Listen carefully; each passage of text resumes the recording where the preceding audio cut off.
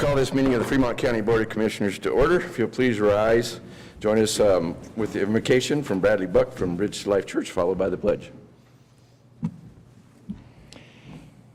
Father in heaven, thank you for the gift of this day. Thank you for waking us this morning. Thank you for holding the universe together. Thank you for all that you do that we're not even aware of. What a good God you are. You offer us new mercies every day. I ask you, Father, to help our county commissioners to lead well.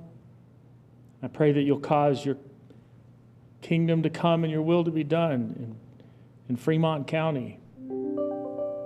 I pray that this will be a place where justice and freedom thrive. I ask in the name of Jesus that you will be gracious to the people of this county, that we will experience your favor. We love you. Pray that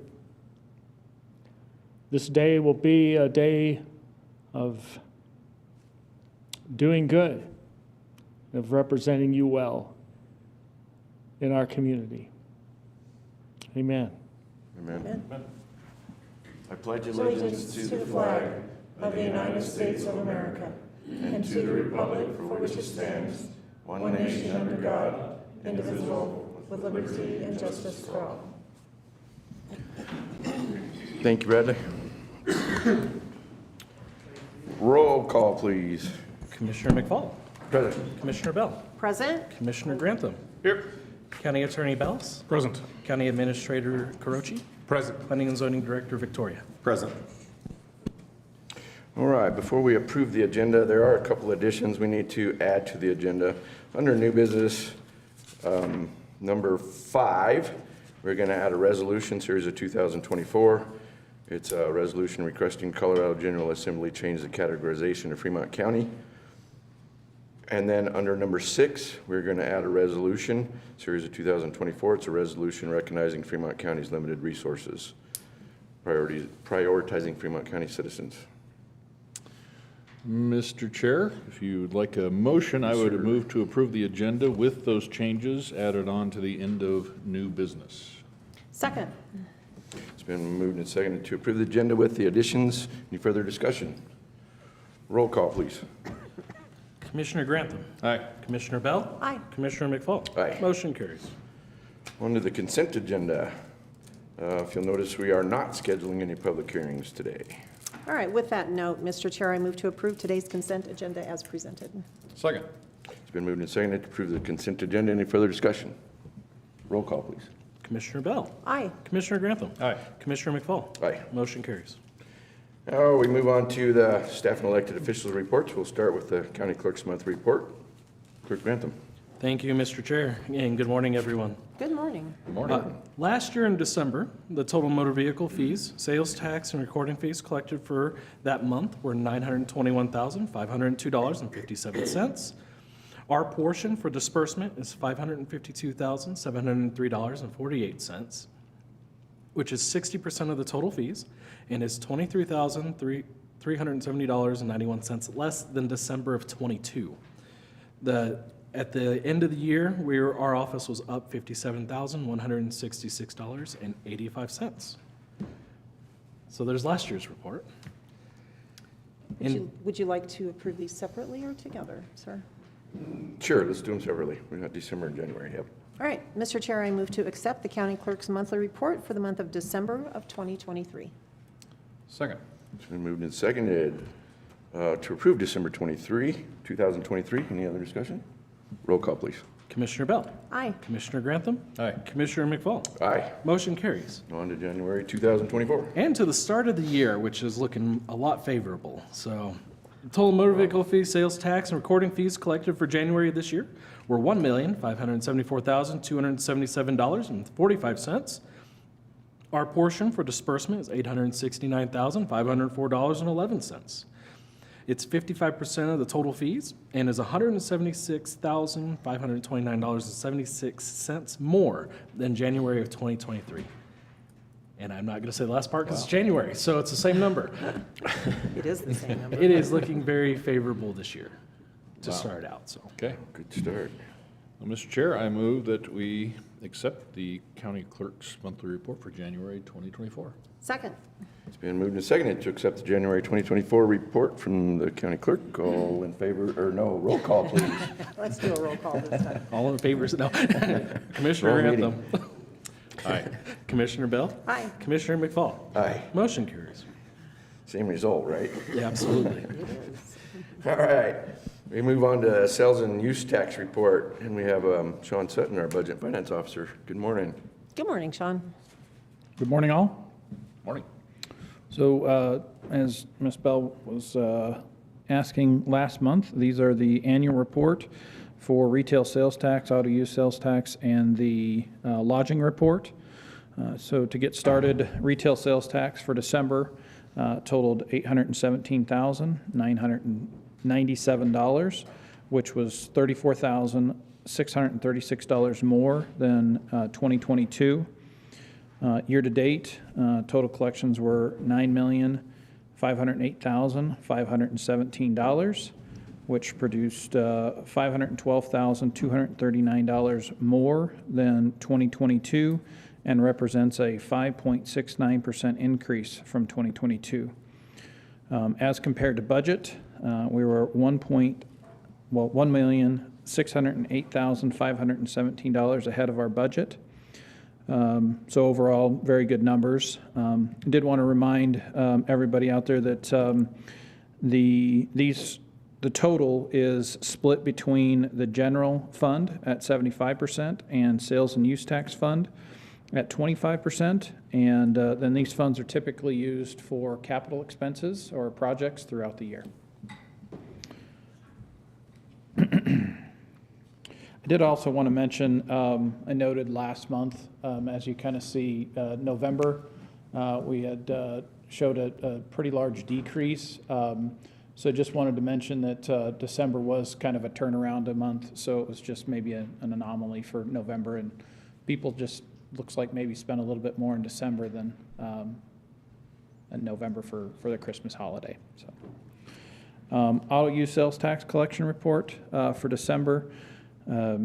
Total was $103,475. This represents $1,071 more than 2022.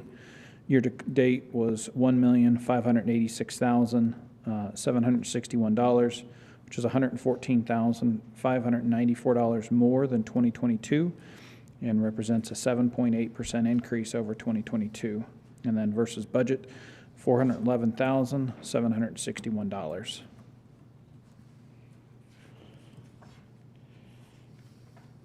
The biggest increase that we saw in 2023 was in September. That was $95,724. So while the $114,594 seems like a pretty strong number for an increase, the majority of that had to do with a one-time sale Clark Grantham and I talked about. So that made up almost 90% of the increase. So we budgeted conservatively again this year, so even if I don't know that we'll ever see or experience that again, but I think we budgeted appropriately for 2024. The lodging, this is for December as well, a quarterly collection totaled $51,965. This was $3,765 more than 2022. Total collections were $352,325, which is $32,336 more than 2022 and represents a 10.11% increase over 2022. So we saw a little bit of a dip from 2021 to 2022. Obviously, a nice bounce back again in 2023. Just means, a lot of tourists coming into town, spending some hard-earned money here and staying in those hotels. think we've talked about it before, but 2021 was just kind of an aberration. Had to do with opening up from COVID and people staying here in the state and doing limited traveling outside. So just wanted to remind people that 2021 was just a little different than maybe some of the other years that we will experience. So sheriff retail sales tax collection totaled $545,332 in December. This is $23,091 more than 2022. Total collections, $6,339,005, which is $341,484 more than 2022. And then versus budget, $639,005 more. Sheriff auto use sales tax collections for December, $68,984. This is $580 more than 2022. Total collections, $1,057,843, which is $51,864 more than 2022.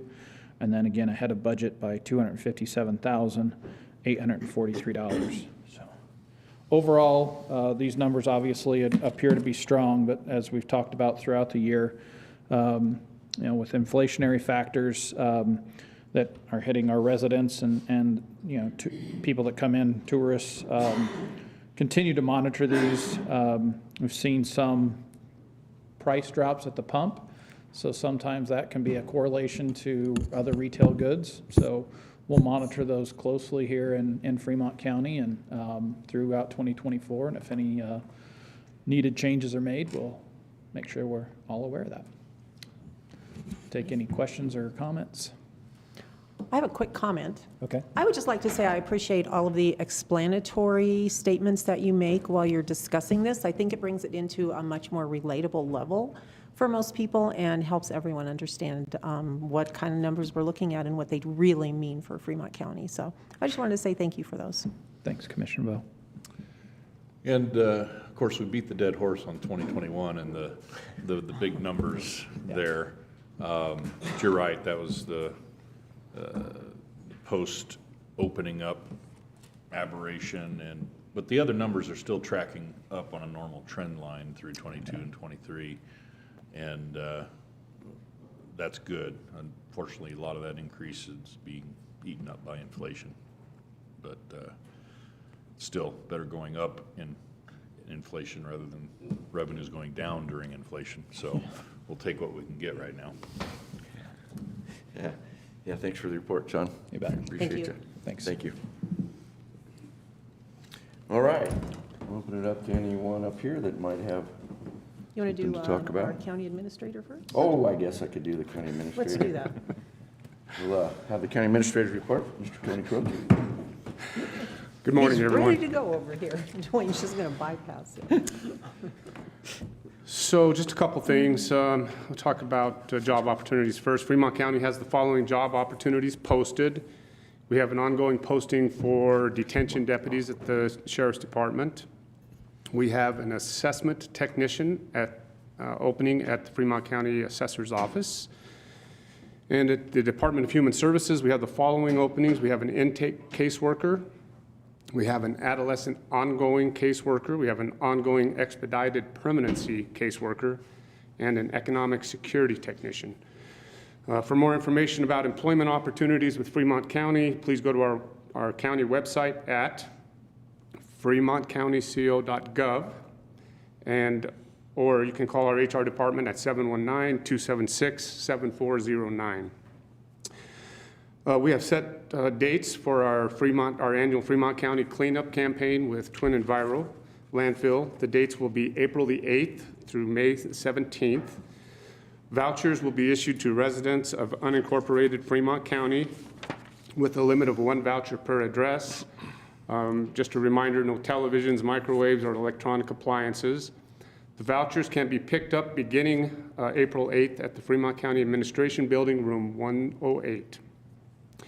We will also be partnering once again with 3R Technologies to provide an electronic recycling event that will happen on May 25th from 9 a.m. to 12 p.m. at the Department of Human Services parking lot.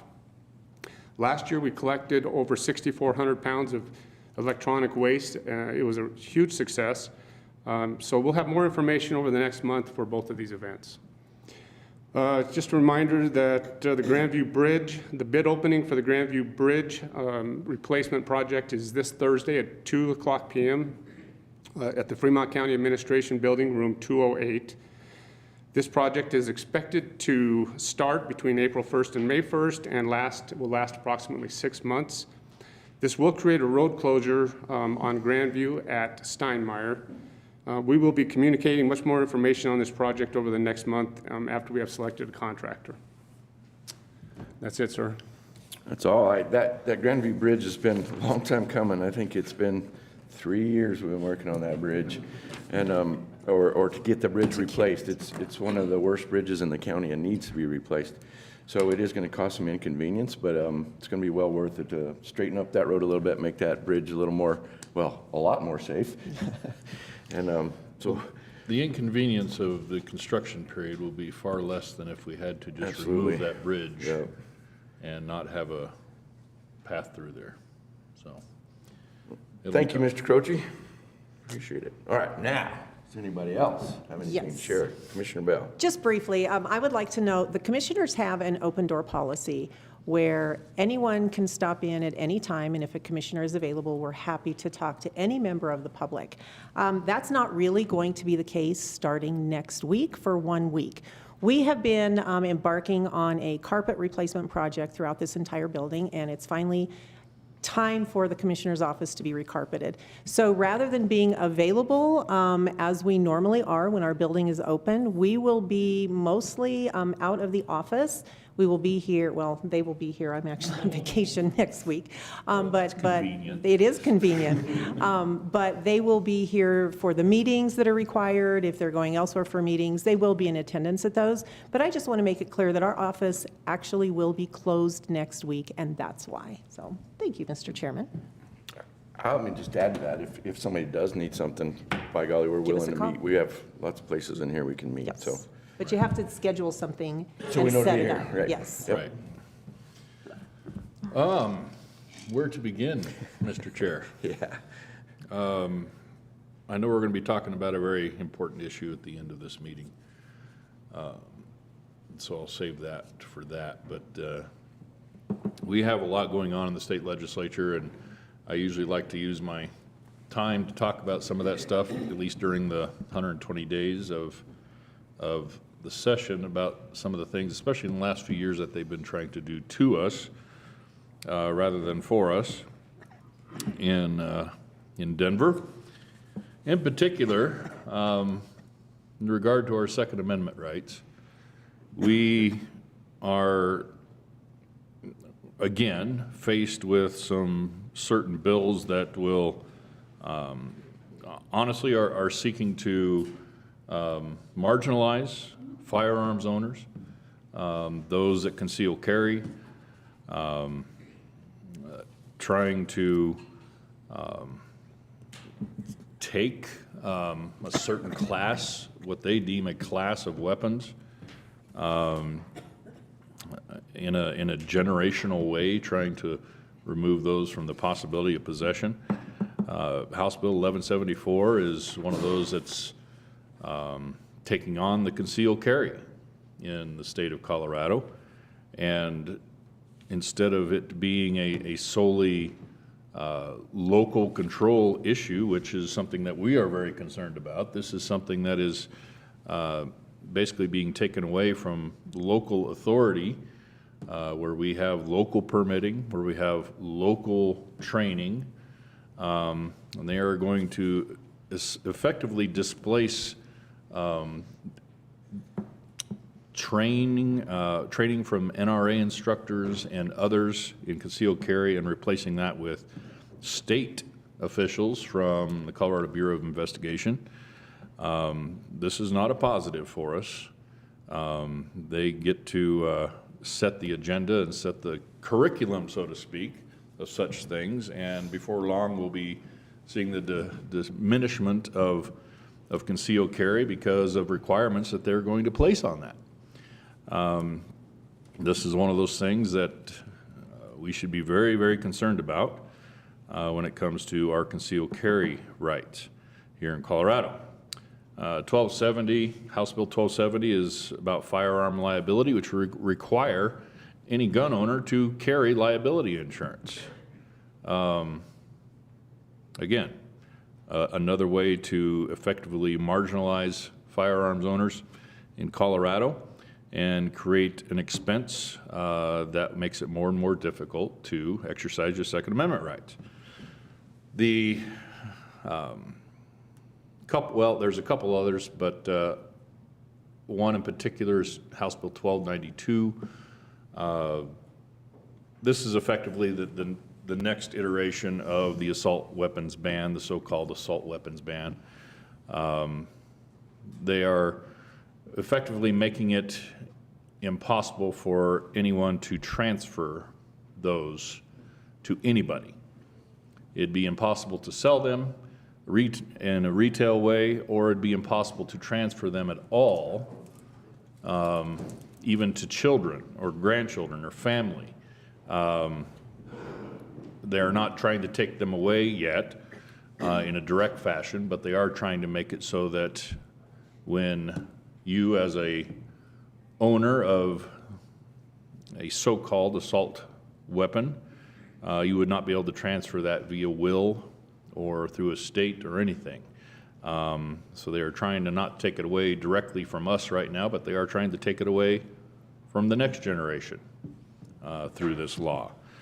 So be very aware, be very concerned about what they are trying to do to us and our Second Amendment rights in Denver. Pay close attention.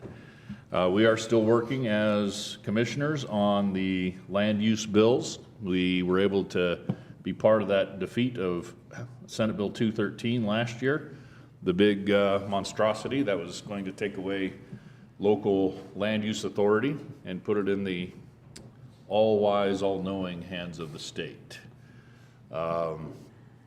They've taken a different tack this year. They've taken the bill from last year and divided it into multiple bills, the divide and conquer method, and they will probably pass those. What we are working on right now is trying to fix the nature of what those bills are going to be doing at the end and making them as less bad as possible so that we can retain at least some authority here locally as far as land use decisions.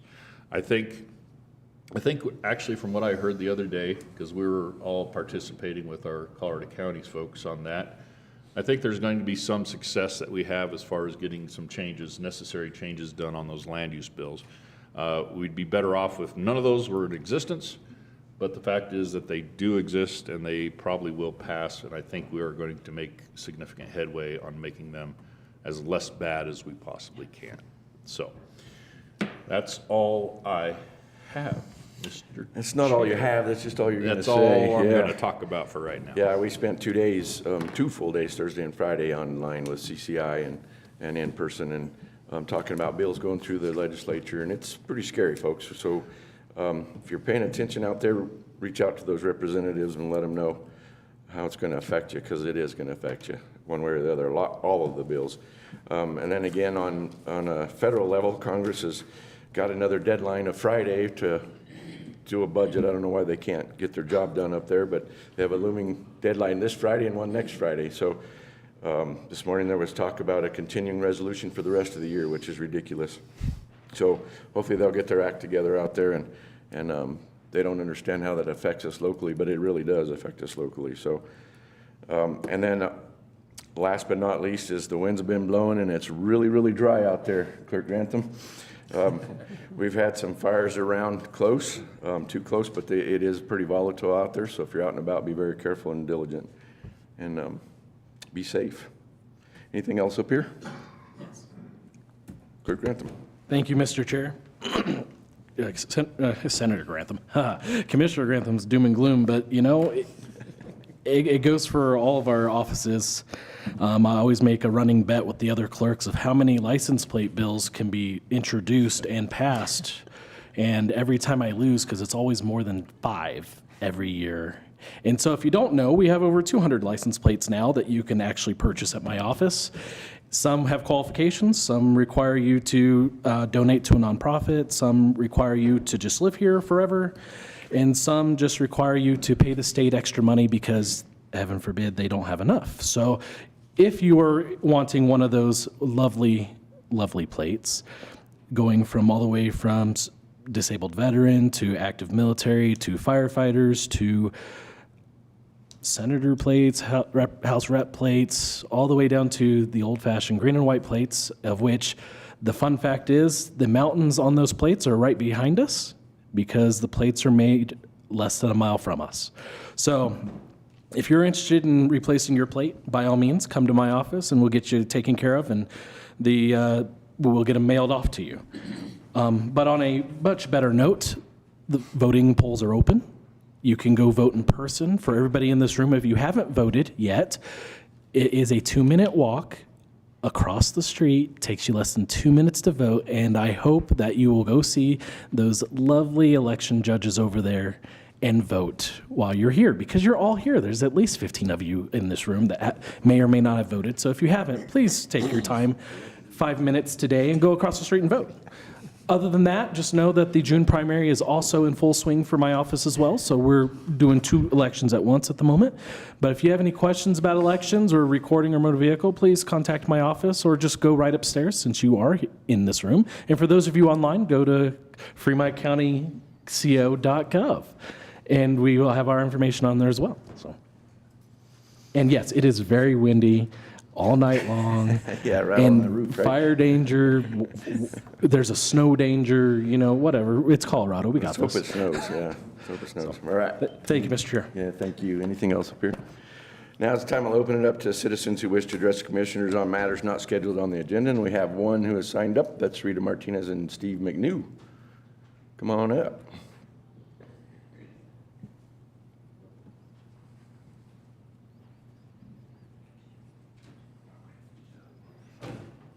Good morning. Good morning. Good morning. We're here representing Loaves and Fishes, and we wanted to invite our commissioners to attend an event on March 23rd. It's going to be a homelessness awareness walk, and it will highlight what this entire area is doing team-wise to help manage the problems that come with homelessness, but also to help those in our community who battle this. And there's also an explanation. We expanded our shelter, and it took most of our food pantry. So we are in the process of building an amazing new building on the back of the property that's going to be 5,000 square feet for not just clothes and household items, but lots more space for food so people can come in and shop for what they would like to eat, not just get handed a box. And we've been offered a matching grant from an amazing group here in town, and we're going to be trying these next few months to match that $80,000 that they've offered us. But we hope that all of you here that are interested can join us. This is helping us find solutions to what we know is a difficult issue in our communities. So thank you very much. So, Ms. Martinez, we have millions watching us around the world, too. So how can those folks, what can they do to get a hold of you or find out more about this? Is there anything online? They can go to Loaves and Fishes Ministries of Fremont County. We have a Facebook page. They can, I guess, email DD, and it's DEE Clement at lfministries.com. And we would love if people want to reach out. We can use all the help we can get.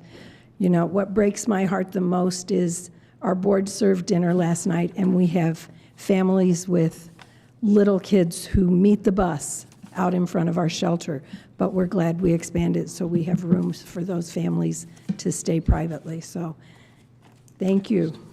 Just want to make sure on this, because the website is lfministries.org. And so Thank you. I'm guessing if it's, Yes. if it's Dee Dee's email address, Dee Dee Clement at lfministries.org. .org, not, yep. Okay. That was my mistake. Thank you. That's all right. And I just have a quick question for you. Are folks able to just show up that morning and participate, or do they need to No, pre-register? just show up. We're going to be in Veterans Park. At what and time does it begin? It starts at 10 Okay. and goes till noon, just a brief event, and we'll have multiple community partners who come and share that day with us. This is a community effort, not just a Loaves and Fishes effort, so thank you. All right, thank you. Thank you. All right. Thank you. All right, any other citizens who wish to address the commissioners of something that's not on the board, on the agenda? Okay, seeing none, we'll move on. I will note, it is 9:30, and we do have public hearings scheduled for 9:30. We have 1, 2, 3 items on here that we're gonna run through pretty quickly because they should be pretty fast, and get those folks out of here, or they're welcome to stay if they'd like to. And then we will go into the public hearing. So we'll start with, first item on new business is a request for an issuance of malt, Venus, and spirituous fermented malt beverage for a Special Forces event permit. Special Forces Motorcycle Club, Chapter 77, for an event at Pathfinder Park, which is 6655 Colorado Highway 115 in Florence. And it will be on March 29th, 2024, from 5 o'clock to 11:30. And we have John Anderson here this morning to tell us about this event. Good morning, sir. Good morning. Good morning. Morning. Tell us about your event. What's happening? Well, this is actually an NRA event, is what's going on. They do these every year. They do several of them around the state. And for the last couple of years, we've provided the alcohol for the event through our nonprofit. So that's what we do. We've also got a clubhouse in Florence, as many of you know, and been doing that for quite some time, about 6 years now. Okay. So can you briefly discuss how your servers are trained? And Our servers? how, yes, and Okay. how you are certain that no one underage will be drinking that Okay, night? 2 ways. We actually, many of our wives have been bartenders in the past. We use actual bartenders for that aspect. Most of us have gone through this training as well. Like I said, we've been doing this for about 6 years, so we've got bartending experience. As far as IDs, as far as 21, we check everybody's ID. We put a wristband on everyone that's going to be consuming alcoholic beverages, and especially an event like this, because there's kids, adults, there's a mix of everybody there. Okay, So. thank you. Thank you. Any other questions? Nope. Can I get a staff report, please? Good morning. Good morning. Good morning. So Mr. Ross came in before the 45-day requirement and submitted all correct paperwork, and also communicated through a formal letter that he was going to be out of town and that John Anderson was going to be taking his place. Both health and sheriff reports came back recommending approval, and the clerk's office also recommends approval. Thank you. Any questions for her? I have none. Not a one. Okay, I'd entertain a motion. Then I will give you a motion. Mr. Chair, I move to approve the issuance of a malt, venison, spiritus, and fermented malt beverage special events permit for the Special Forces Motorcycle Club, Chapter 77, for an event at Pathfinder Park, 6655 Colorado 115 in Florence on March 29th from 5 p.m. to 11:30 p.m. 2024.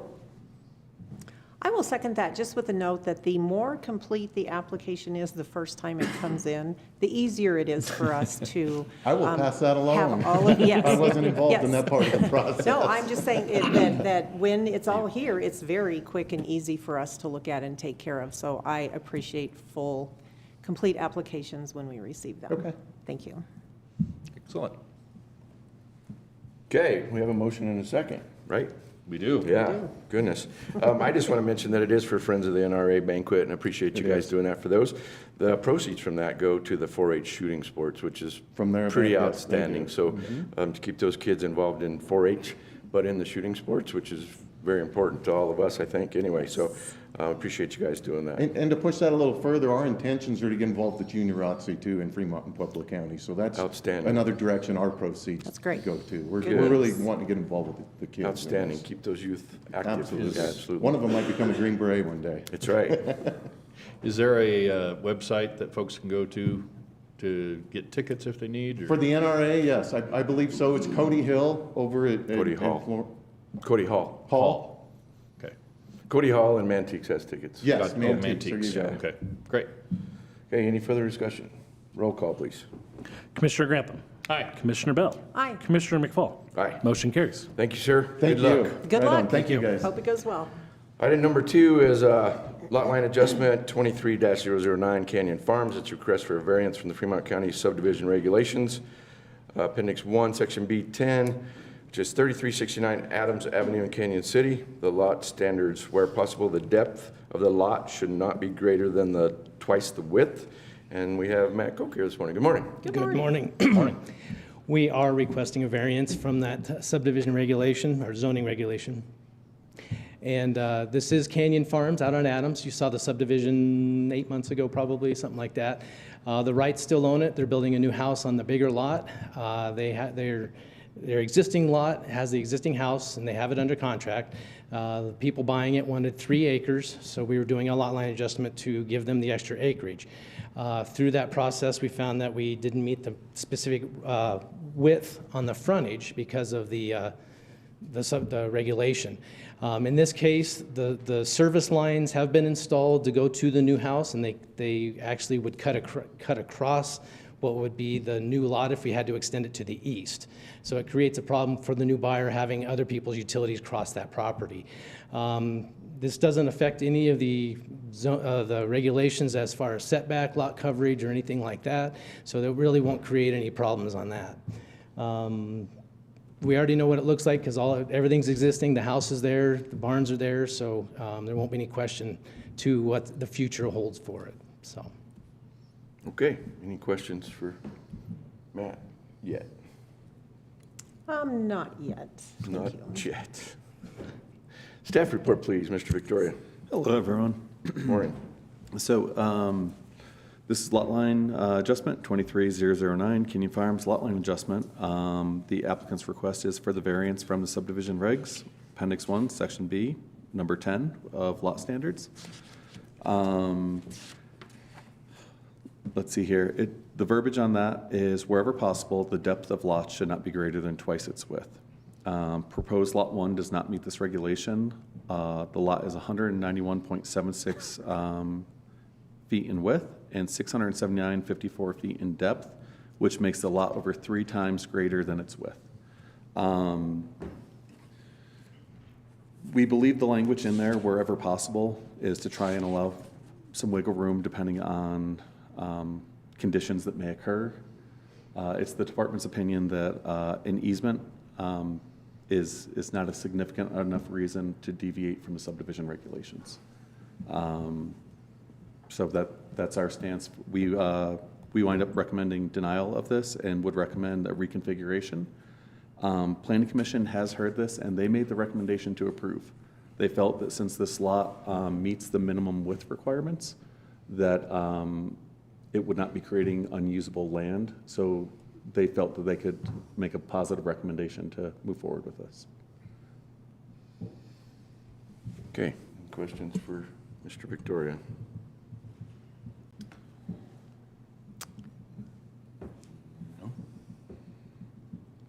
No, I don't think so. So, just one question, Dan. So the reason for the not being the width bigger than the length, or vice versa, is for creating unusable, unbuildable space because of setbacks and anything else that might. Yeah, we believe the intent of it was to make sure that there's usable land and not just something that would meet the requirements with a building envelope that could meet, as was done on one of the bigger ranches in the county previously. So, yeah, we believe that the intent of it is to make sure that the lot is usable. Okay. Any further discussion? I have a quick question for Matt, I guess. The paperwork that we have indicates the water service for Lot 2 would cross over the southeast corner of Lot 1.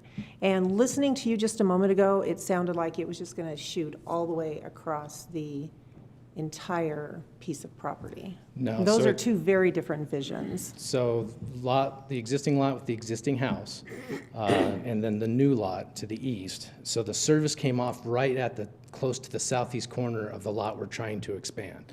And so the water and as well as the power come off into that area and head up towards the new house.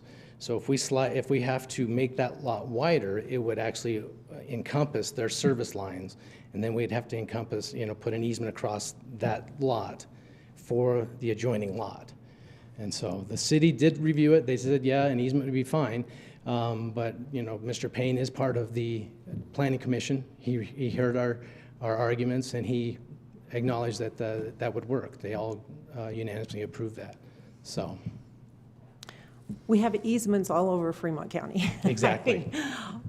Almost every property has an easement in one form or another, I guess. I think, going back to other comments on intent on that regulation,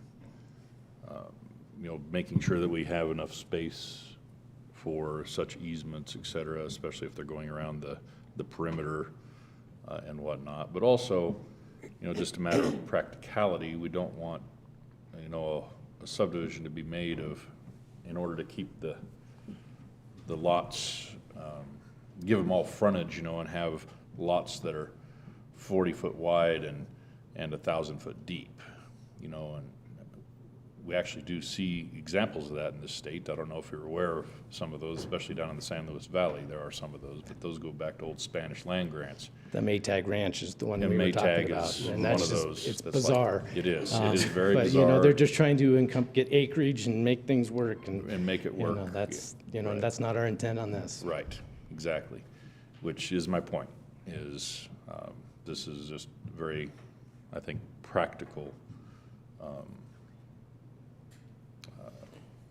way to approve that, so. I don't know, I don't have any questions really, just that comment. I would entertain a motion.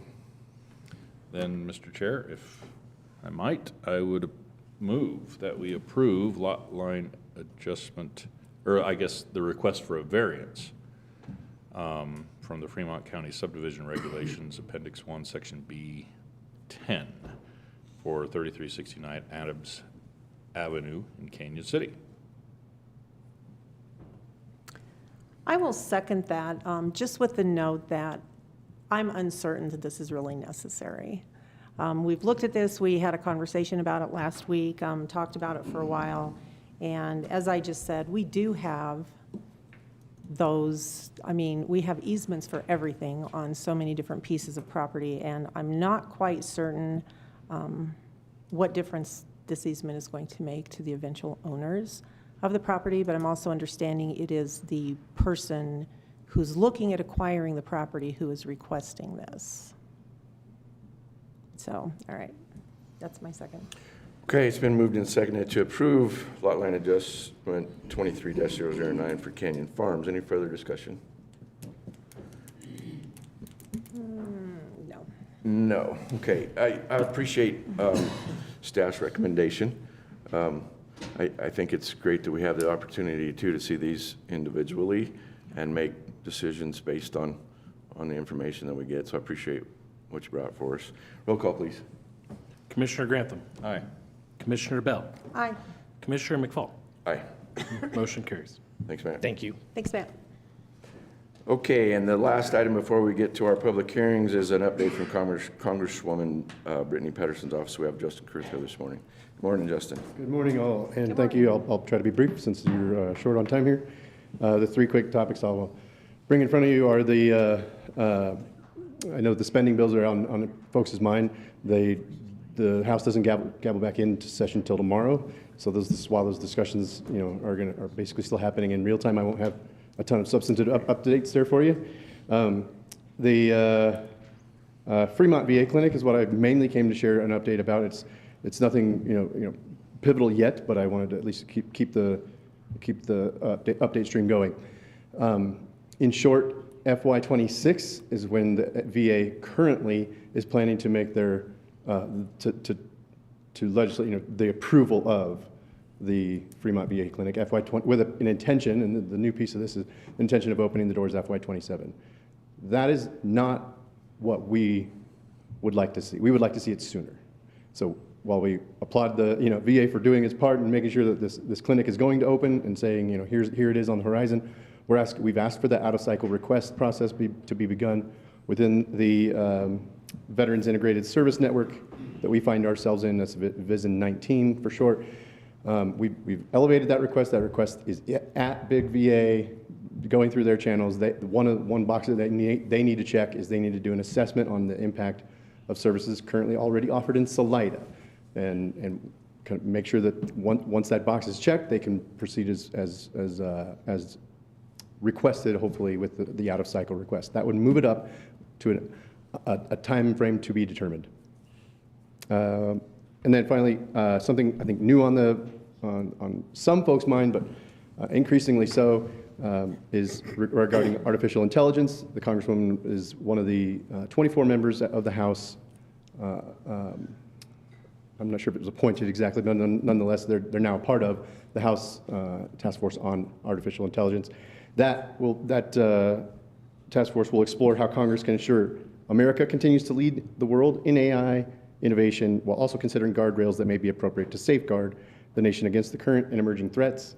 And it will seek to produce a comprehensive report that will include guiding principles, forward-looking recommendations, and bipartisan policy proposals developed in consultation with the committees of jurisdiction, on which she is one of, with the Financial Services Committee. So I'm going to keep it there since you are already over on time, and just try to respect what you need here. So for the morning, any questions, by all means, reach out or Any ask them questions for Justin? Nope. Thank you all. Thank you. Thank you. Yeah, appreciate it. All right, we will finish the new business here in a minute. We're going to go ahead and start our public hearings.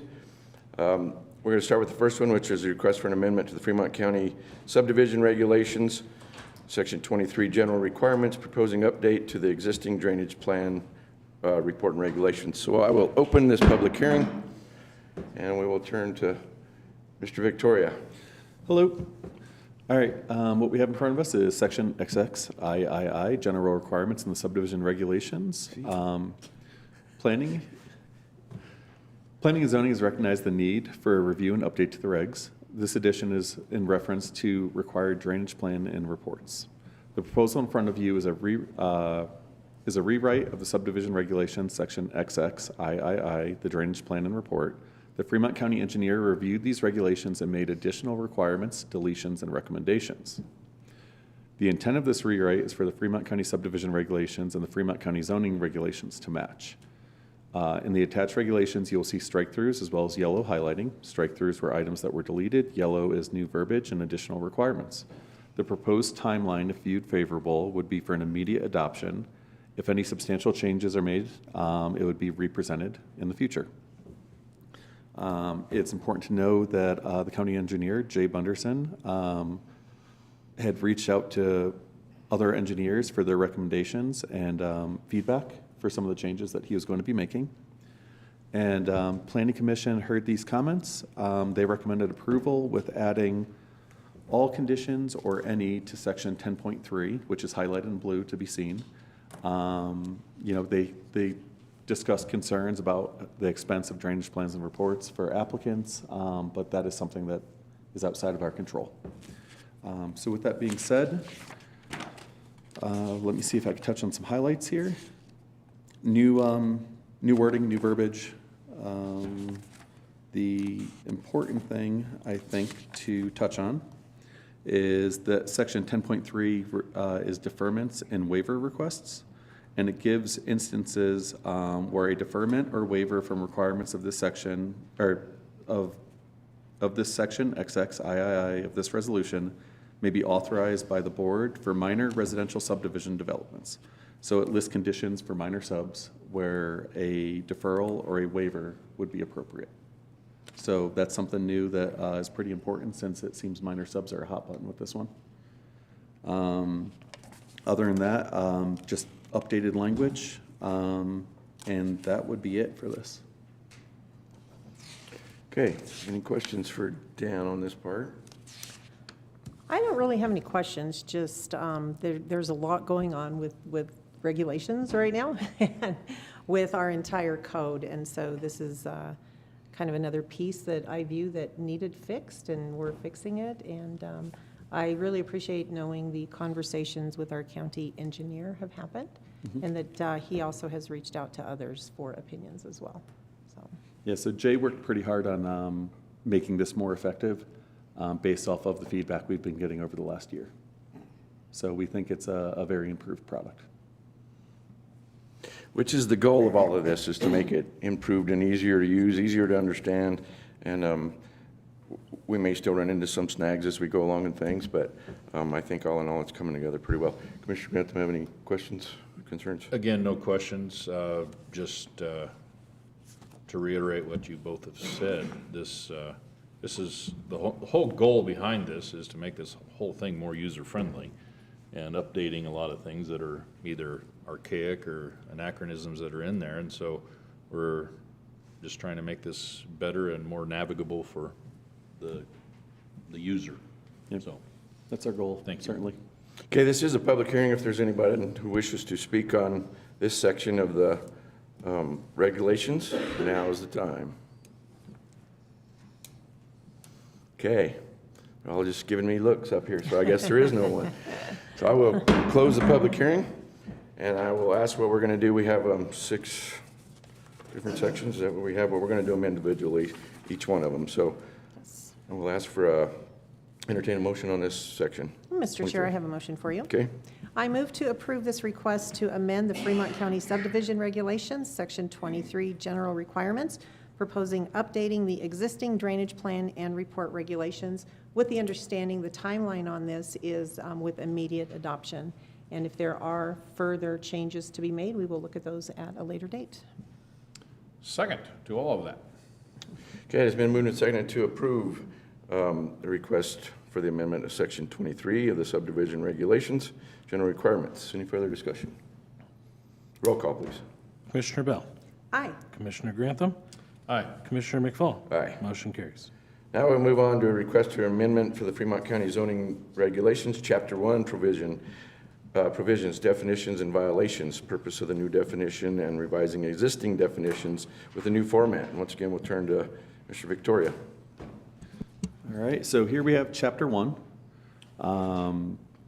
Let's see here. This will cover definitions, violations, provisions, kind of the highlights on this one. We have revised the following definitions: adult uses, agricultural building, animal units, conditional uses, dwelling units, farm and ranch hand quarters, manufactured homes, junk, roadside stands, travel trailer park and campground, vehicle, and watchman's quarters. And then we've added the following regulations to match what our regulations currently talked about but never defined, or what we see as new uses coming our direction. So it's agricultural sales, agritainment, air bed and breakfast, bottling plant, brewery, car rental, Christmas tree cutting and sales, commercial development plan, commercial firewood cutting and sales, construction office, crematory, distillery, dry cleaning service, accessory dwelling unit, emergency service station, exercise facility, farm and ranch hand supplies, sales and service, forestry sales, ground transportation facilities, heavy equipment and commercial truck repair, heliport, home occupation, machine shop, manufactured home sales lot, manufactured home repair, meat locker, medical clinic, memorial park, post office, printing industrial,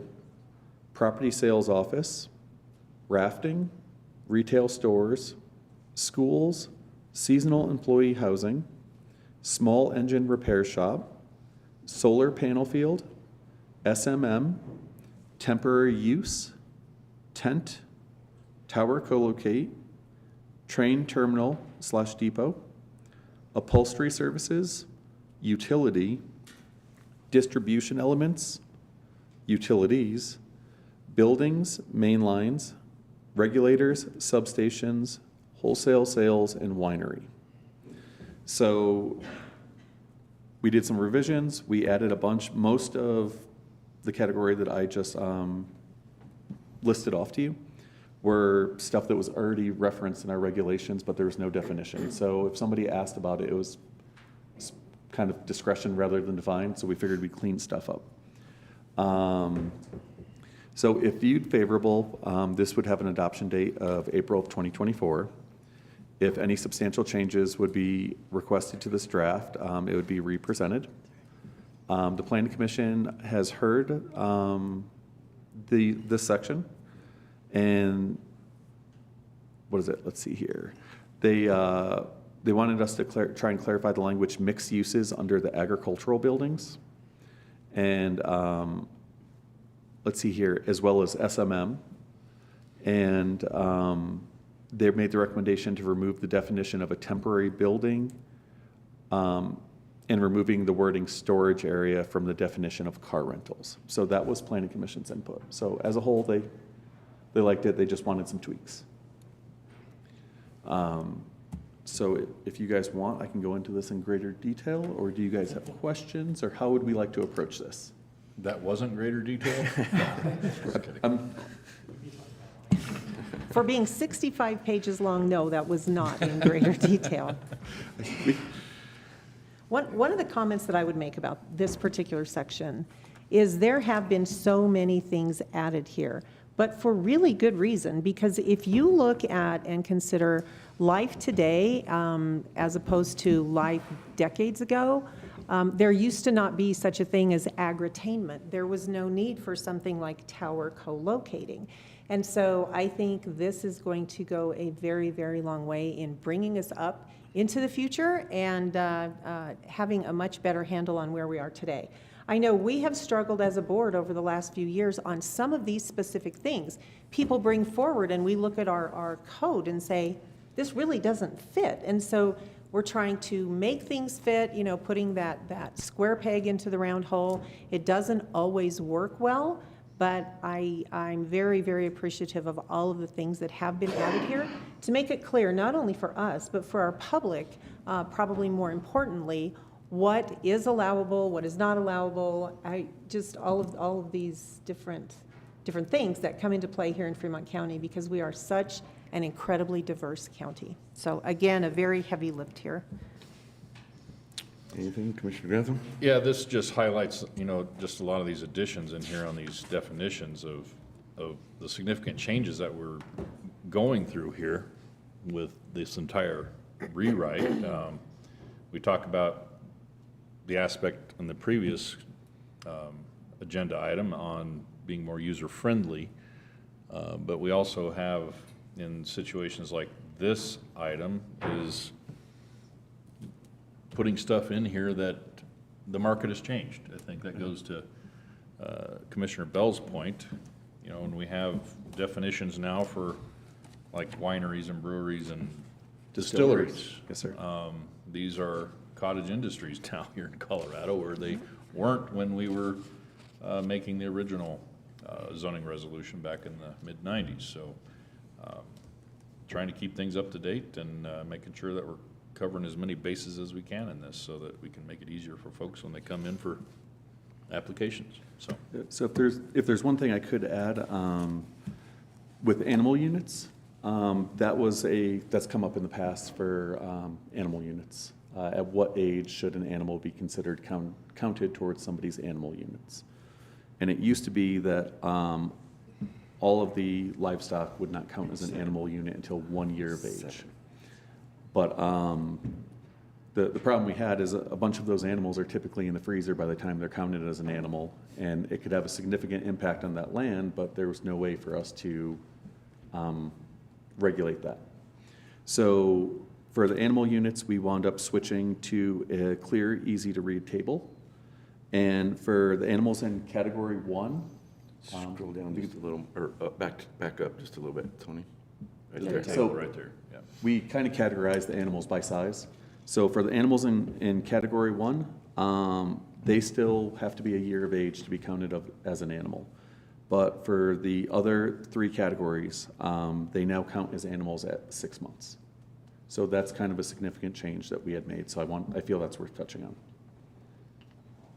I also think the fact it is in a chart that's very, very easy to read, rather than trying to read through 8 or 27 pages of description, makes it a lot easier for our users.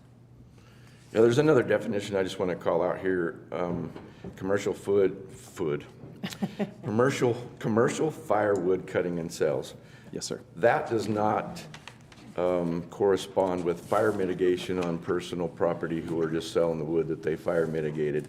This is strictly commercial sales where they do it for a business, get the wood and cut that out. We had some concerns about that, and I think I just wanted to point that out. Yep, you are absolutely correct. The commercial firewood cutting and sales, that's meant for an actual wood cutting operation. If somebody wants to mitigate their land and they have an excess amount of timber that they want to sell off, that does not constitute this.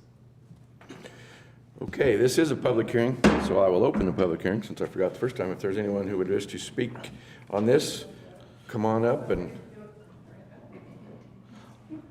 we'll ask that you tell us your name, and then when you get done speaking, there's some papers. If there's not some, there's some by the door right there. If you'll fill one of those out for us. Thank you. My name is Shelley Keller. Say again. Shelley Keller. Okay.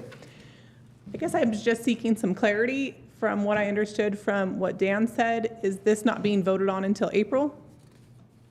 Or is it being voted on today? What we're doing is we're approving sections, like we're approving this today. We will approve or not approve it today. And then in April, the whole thing will come back together because we've already approved some sections. Okay. And the whole thing will come back and be approved as one whole. There may be some amendments put in at that time. Has this been released to the public prior to today so that we as the public can have a better understanding? Maybe I missed it, but this is something I became aware of very recently. So We have been going through this process for over a year, and these particular changes have been online they have been. and available on our website. But this is also why we do it in this process. We have this preliminary public hearing, and then if there's things that we need to change before we get to the final approval in April, and even after final approval in April, everything's subject to our ability to change regardless, in case we miss something. But yeah, we've been in this process for, I'd say, well over a year. And we also post in the newspaper prior to this meeting. Okay. I guess it's just really hard to have input on a 65-page document with a lot of highlighting, because some of these changes, I and many of us here are real estate agents here for a purpose because this impacts our industry. And I just feel conflicted that I don't really know how to have input on a 65-page document that defines many of the elements that we are in charge of oftentimes presenting to our clients and working with our clients on how that may or may impact their purchase.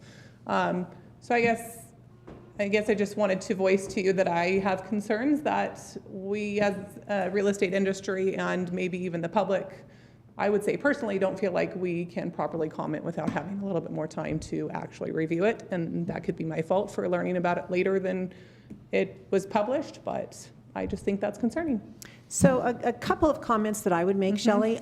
First of all, the time frame for this approval, this is not an immediate change. This one, unlike the last one, would not take place until we have a separate public hearing that's going to, again, review every change that we've made. It will be a public hearing. Again, everyone will be invited to stand and speak at that time. Okay. In addition to that, if you have anything, if you go through it after today's meeting and you see concerns that you have, put those down in writing. Send an email to Dan or to just our Department of Planning and Zoning, and those will get distributed so that we have those in writing ahead of time, and that way you're not going to be forced to come and stand up and say, I've got these 12 concerns, let me explain them to you. And so we offer that to everyone. That's the purpose of a public hearing. We try very hard to see all scenarios before we approve things. But it's impossible. Right. Everyone sees things differently, and so you look at this through a different lens than we would look at it. And so you and everyone else in the public, any ideas, opinions, what works well, what may not work for you, how you see these things. Let us know. The sooner you could do it, the better off that we would all be, because we then would have the opportunity to look at it, to decide if we think something needs revision ahead of time, and get that out to the public as well. So there still is time, even if we choose to approve this today, it would not take effect until sometime in April. Okay, and it's accessible on the planning and zoning website? Yes. Is that where I would find it? Yes. Okay, okay. Dan, your microphone. My apologies. Rookie mistake. Yeah, everything's available on our website under current projects. And if you have concerns, feel free to jot them down. If you want to have a time to come in and meet, feel free to contact me. Okay, awesome. Thank you very much. I appreciate your time. Thank you. Do I Thanks need for being something? here. Yeah, Mike's got one over there. Thank you. Good morning. Linda Matson, Home Smart Preferred Realty, that's where all of us are from.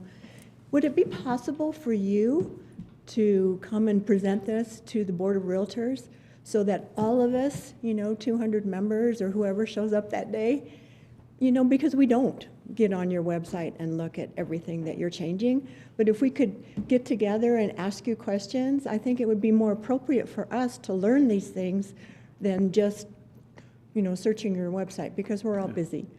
Yep, I understand, and depending on your scheduling, I'm not opposed to that. So yeah, I can meet with you. Okay, perfect. Thank you. Thank you. Thanks, Linda. And if you would also fill out a slip, paper over here with your information as being a speaker in today's public hearing. Anyone else?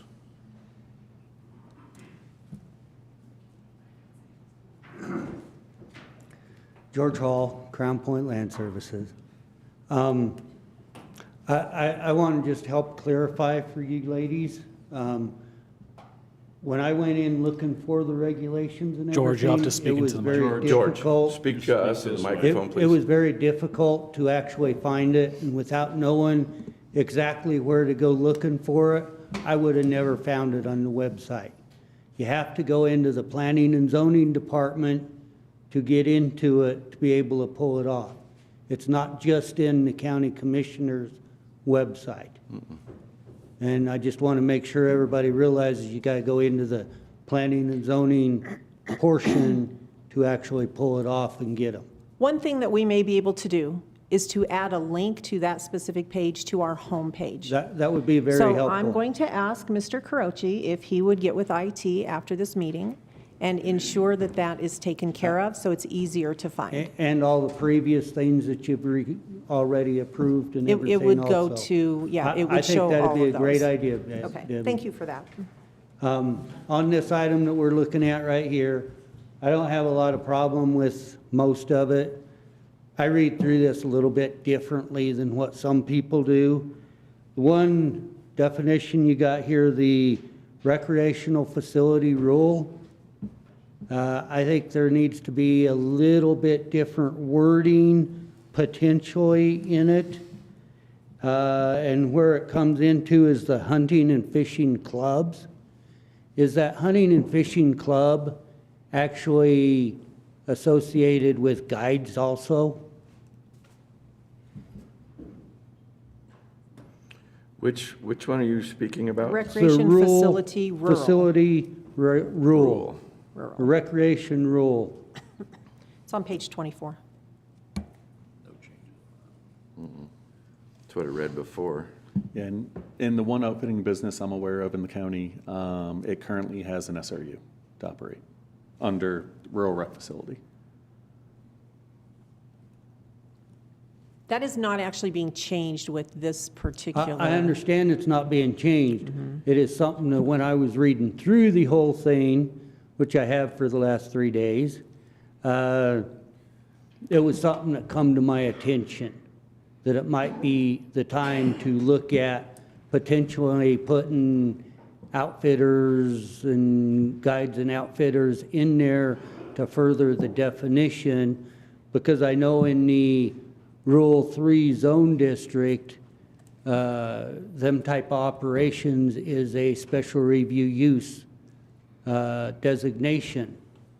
And I think you're going to come into some real issues with the definition you have here with guides and outfitters needing to come in and potentially get that special review use. Have you had trouble with that prior to this? No, sir. Because it's not changing, it's been this way, right? No, sir, that's why I didn't touch it. It was just a concern, guys. All right. Okay, thank you. Okay, anyone else wish to address the board? George? George, would we need you to fill out out- a sheet. Well, actually, we have one You for have a him sheet right already. there. We'll be fine with that. Oh, okay, Thanks. we've got one. Thank you. Okay, seeing no one else, so we'll close the public hearing. And commissioners, what's your pleasure? Well, Mr. Chair. Microphone? Microphone? Do I need that on? That's a rookie Rookie mistake. mistake. Rookie mistake. I would move that we approve or give preliminary approval, I suppose, to this amendment to Fremont County zoning regulations, Chapter 1, provisions, definitions, and violations, proposing new definitions, revising existing definitions with a new format, subject to final approval in April of 2024. I second that, just with an expression of appreciation for you all being here today and sharing the concerns that you have, because it is not too late to continue to make changes on this. So thank you. Yeah, I agree. I want to thank everybody for being here and take the time, and hopefully you guys can hook up with Dan. It's going to take a little bit of time to go through all of the changes that he's done, so be prepared for that as well. Yes, it is. But any further discussion? You know, just to pile on that, you know, when we're in this global mode of trying to change everything, and when it comes to our zoning regulations and the zoning resolution, we have these preliminary approvals, then we have a final approval. Final approval doesn't mean that it is written in stone at that point, because all of our regulations are always subject to revision. This is more of a global effort to try to make them more usable and more friendly to use. But, you know, we may, unfortunately, we're not perfect, and so after April, we may still find stuff that we need to change, just so you know, okay? Well, I think our intent is not make this difficult, just to make it easier to read, because the new format's going to be amazing compared to what it is now. It's more, there's more options within the zones as well than there was before. We haven't hardly taken anything out except for stuff that's not relevant anymore that was put in there 30, 40 years ago. So that's the intent, is to make it easier, not make it hard on anybody, not take anything away from anybody, but just make it friendlier as a whole. Roll call, please. Commissioner Grantham. Aye. Commissioner Bell. Aye. Commissioner McFall. Aye. Motion carries. Number 3 is a request for an amendment to the Fremont County zoning regulations, Chapter 3, general regulations, proposing new regulations and revisions, and revising existing regulations with a new format, which is that new format I talked about. I will open this public hearing and turn it over to Mr. Victoria again. All right, we're at Chapter 3, regulations. In this, we have changed the title a little bit. It used to say general regulations. We had a lot of previous chapters that started with general, kind of not needed, so we clarified that. We updated the format. We've added a few new items in here. One of them worth commenting on is fencing. So we've added, let's see here, some parameters around fencing. So right now, setbacks are still not going to apply to fencing, but within 50 feet of a corner on an intersection, whether they're 50% open or more see-through, there's different parameters with height. So nothing in this would apply to agricultural fencing. So setbacks are still this, don't apply. Agricultural fences are still exempt. Anything 7 feet or greater currently requires a permit with the building department and would require a permit with the building department. But if it's 50% or more open, it can be, let's see here, 48 inches height, and if it's 50% more, 50% or more non-see-through, it can only be up to 40 inches in height. And that was based off of concerns with sight lines on roadways and vehicle accidents. So that one is Dan, definitely worth. let me just talk about that one for just a second since Yes, you're there. we've had several complaints just lately, it seems like, mostly in Lincoln Park, but where somebody has a corner lot of two roads and they're building their fence up to the road and it makes it impossible to see if cars are coming and they're having to ease out. And so that's what this is hopefully addressing. And once again, not affecting agriculture fencing at all, but trying to make some of these places, we've all pulled up to those intersections where you can't see around the corner and then you got to ease out into traffic basically. So that's what this is trying to address. Thank you. Yep, that was the intent on this one. Directly under that, the manufactured home storage, we're proposing to remove that. The current regs allow for you to get a permit that's good for 6 months to store a manufactured home on your property. And you're allowed a one-time renewal to keep it there an additional 6 months. And then after that, it either has to have a building permit to be installed or you have to remove it. But what we find is happening is people will get a great deal on a cheap manufactured home, and they'll bring it out to their property with great intentions, and then it sits there and it falls apart and melts into the ground. So if you want to have a manufactured home, you can bring one to your property with a valid building permit. So we're proposing that change. Let's see here. The other, just because I like charts and trying to show that things are a little easier, if you go down to trailer and tent camping, there's, which, Page I don't six. have, page 6, yes. Page 6. Right there. We would typically, the amount of time somebody spends in a tent or camping on their property, it's always been for a 1-year period, but when we looked at that, we realized that it didn't actually say what we've been practicing. So we just added the per year, and then we made a chart to make it easy to read for the different zone districts of where you can tent and camp and for how long.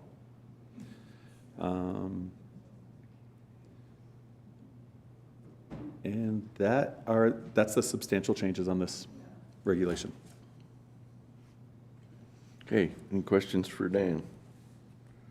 Commissioners? I don't think so, thank you. And I think just to harp again on the fencing at these corner lots, this is a safety issue. We are excluding ag fencing on that from those requirements, but ag users typically aren't putting up 8-foot wood privacy fences anywhere for livestock. And so it's not an issue for them on corners, but if anybody's ever had that situation where they come up to a corner and you feel like your headlights are out in the middle of the road trying to see one direction or the other, this is one of those things that we're trying to prevent and address. So, Okay, is there anybody from the audience who would wish to, questions on this one? Come on up. And if you'll state your name and then when you're done, fill out one of those sheets of paper for us. Sarah Weatherby. So any of these regulations, particularly the fence, when those go in, does that mean people with those fences now have to bring them down and alter their fences? No, I don't think we can even do that, right, No. Eric? Yeah, I don't think we can do that. They're going to be what they are. Yeah. So the ones that are there get to stay, but no additional ones, essentially. And so like if it blows down, they can't put it back that way. They Right. now have to put it back this way. Right. Yes. Okay, Thank you. thank you.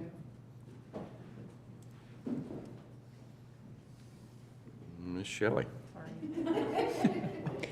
Can you go back to the The yes, camping? Thank you, the camping? Because I feel like we're missing a whole slew of zoning types, like ag, forestry, ag. Those are changing to R1, R2, R3. So this is, This is referring to the portions of the regulations that have already had a favorable vote okay, that are going to be represented as a whole before that April adoption date. okay. So that's why it's referring to residential 1, residential 2, and residential 3, because we've already condensed those and made a new unit out of those zones. So would those be found on the same website in the same area? Absolutely. Yep. and I Okay. think, Shelley, that'd be a great place to start if we Sounds like have, it. if we have a discussion like with the Board of Realtors Yep, on the changes in the ag zonings.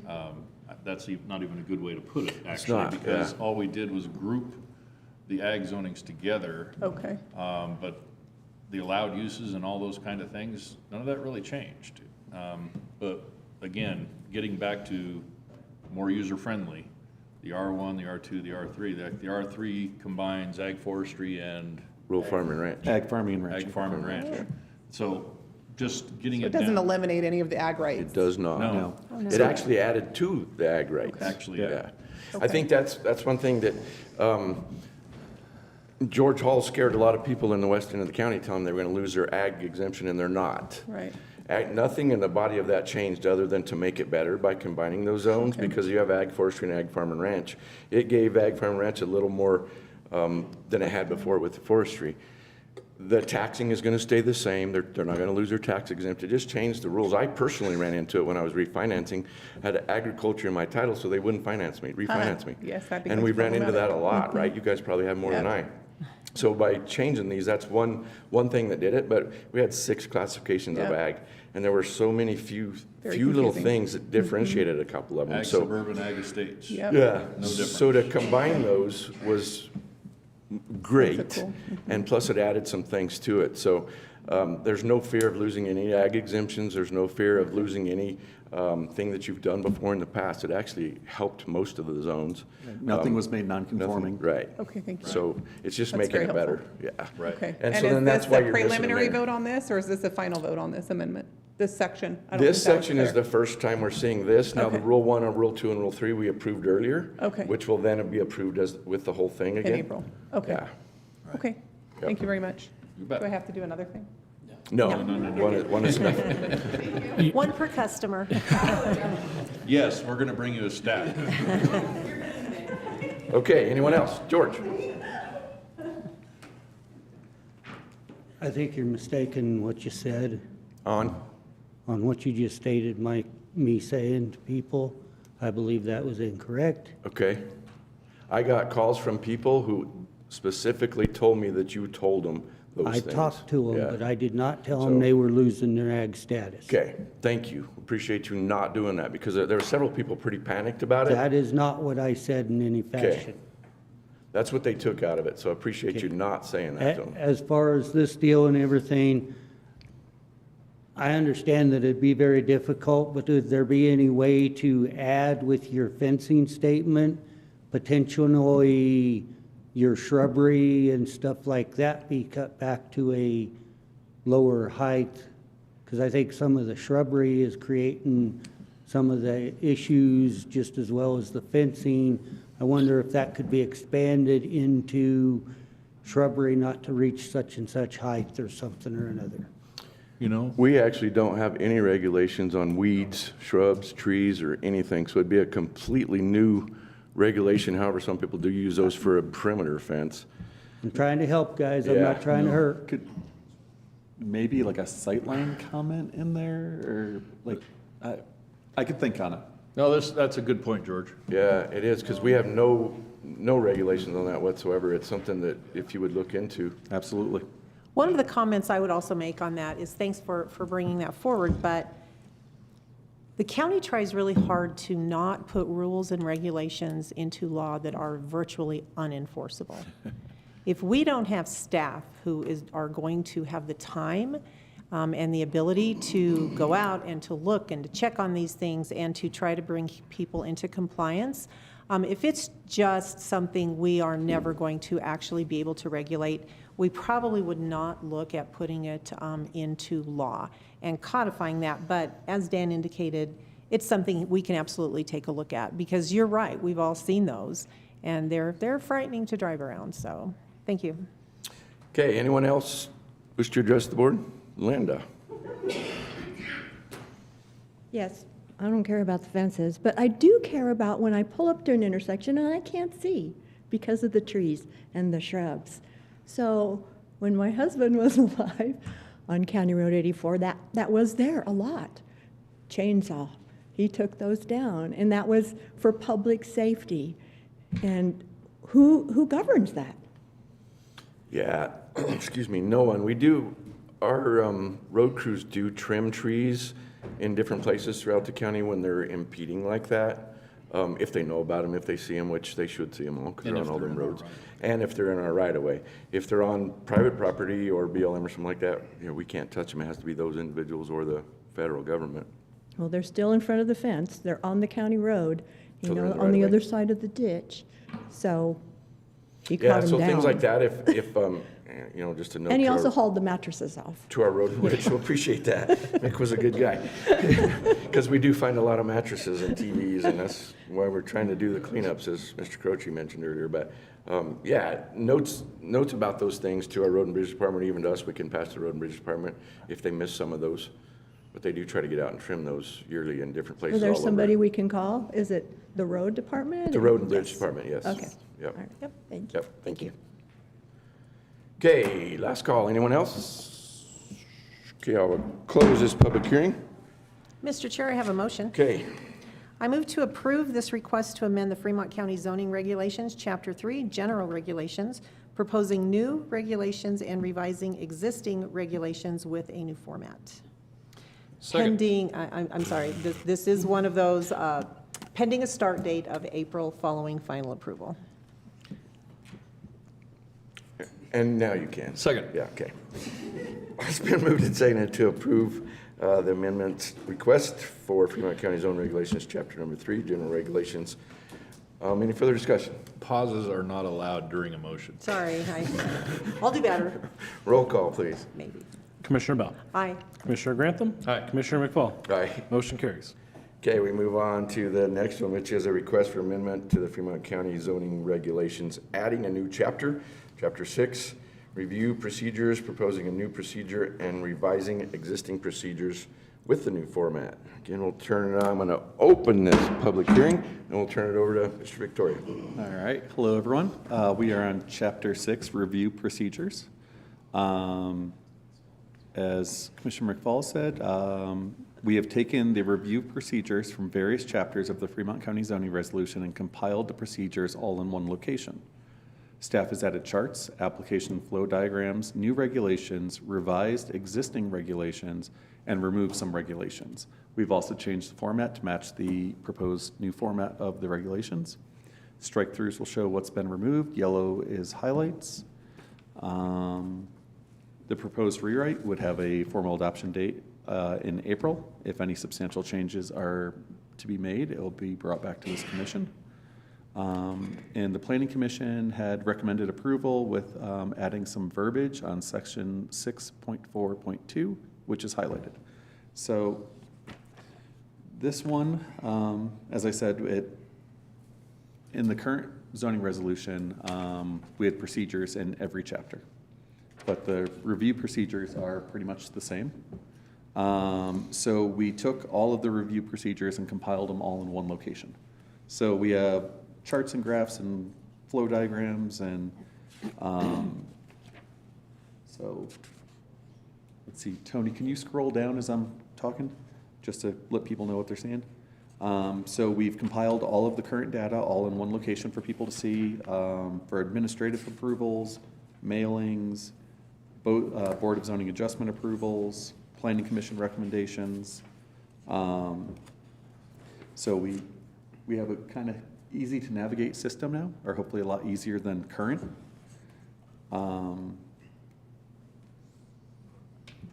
So for Planning Commission action, let's see, 642. Yeah, 642. They recommended that we had applicant or a representative. We only had applicant, I believe. So most of the time people have consultants, so that just makes sense. That was a good catch. Other than that, we have not changed a whole lot in here. We tried to make the mailings more consistent. Some of the mailings were at 10 days, most of them are 14. So we tried to establish some sort of consistency. And let's see here. We have the new additions are director action and director recommendation. If an application is subject to a final decision by the director, as per table 6-1A, the director shall make a decision based on the review standards applicable to the application type. The decision shall be in writing for approval and/or approvals with conditions. If denied, denial will be accompanied with written findings.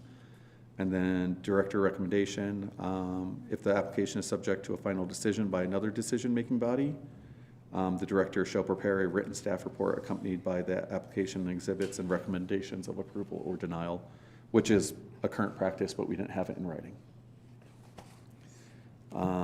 We have 6.7 and 6.8 there. Burden of proof or persuasion, it's the applicant's responsibility to provide information for approval criteria. And simultaneous processing, which we already do, is if you have two applications in front of us, if possible, we'll hear them one after the other, so you don't have to wait for one approval before you could start your next application. And that is, oh, the only other thing, sections 6.10, extensions of contingencies. Currently, we have it to where the board is responsible, the board would be responsible for granting any extensions. And we made it to where the planning director can allow one extension, and after that, they have to come to you guys. You guys seem pretty busy, so that seemed like an easy decision. And that's it. I appreciate this too, because as you were talking, where it refers back to table 6.1, there's a link. You click on that, and it's going to kick you back to that table instead of having to go and hunting for it. The entire, the regulations, when they're completed, will be completely hyperlinked to navigate around all of them. There's no hunting and pecking, like, it will be very convenient. Which is going to be pretty amazing, because we've all probably in this room read through them, and you got to go here and back here and here, and it's crazy. It jumped So around a lot. that'll really help, yeah. Okay, any other questions for Dan? There are so many changes in this that make so much sense. They're not foundational changes, it's just the way that the information is presented, the way that it's written. Also, the digital age gives us the opportunity to do that. Even 14 years ago when I came in here, we didn't really have the ability to look at these things other than in a 4-inch thick book. And as a new commissioner, as it would be for most Fremont County citizens to be confronted with this book and to sit down and to start looking for something that you were actually looking for, you might very easily give up and walk away before you ever found it. So it makes so much sense, and it's pretty incredible, all of the changes that have been made. Again, just to pile on, I think this particular topic right here, this section, is a kind of the microcosm of what we're doing, and taking all these different locations of all these things and putting them here into this one place with these charts and stuff to, again, make it more user-friendly. So hopefully that is what is being accomplished here. It looks like it is to me, and hopefully the end result here is that it is just better able to be navigated. Yep. Okay, again, this is a public hearing. George, come on up. If anyone else wants to speak on this one, after George. This directly basically deals with me, so I understand that. This table that you're looking at right here, the question I have is, why is minor subdivisions, major subdivisions, boundary line adjustments not included in that table?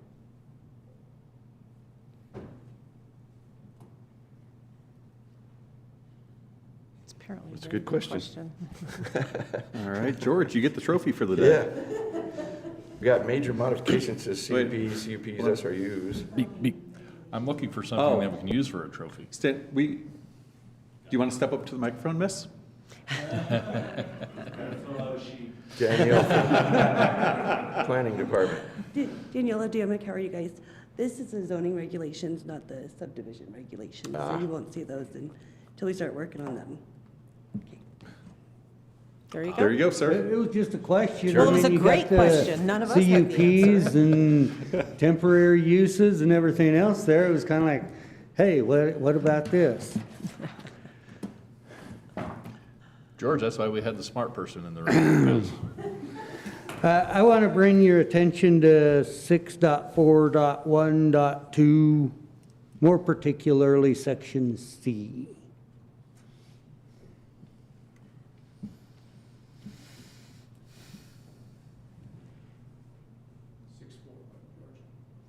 Six, four, one, two. 6412. Page 8. Revised application review.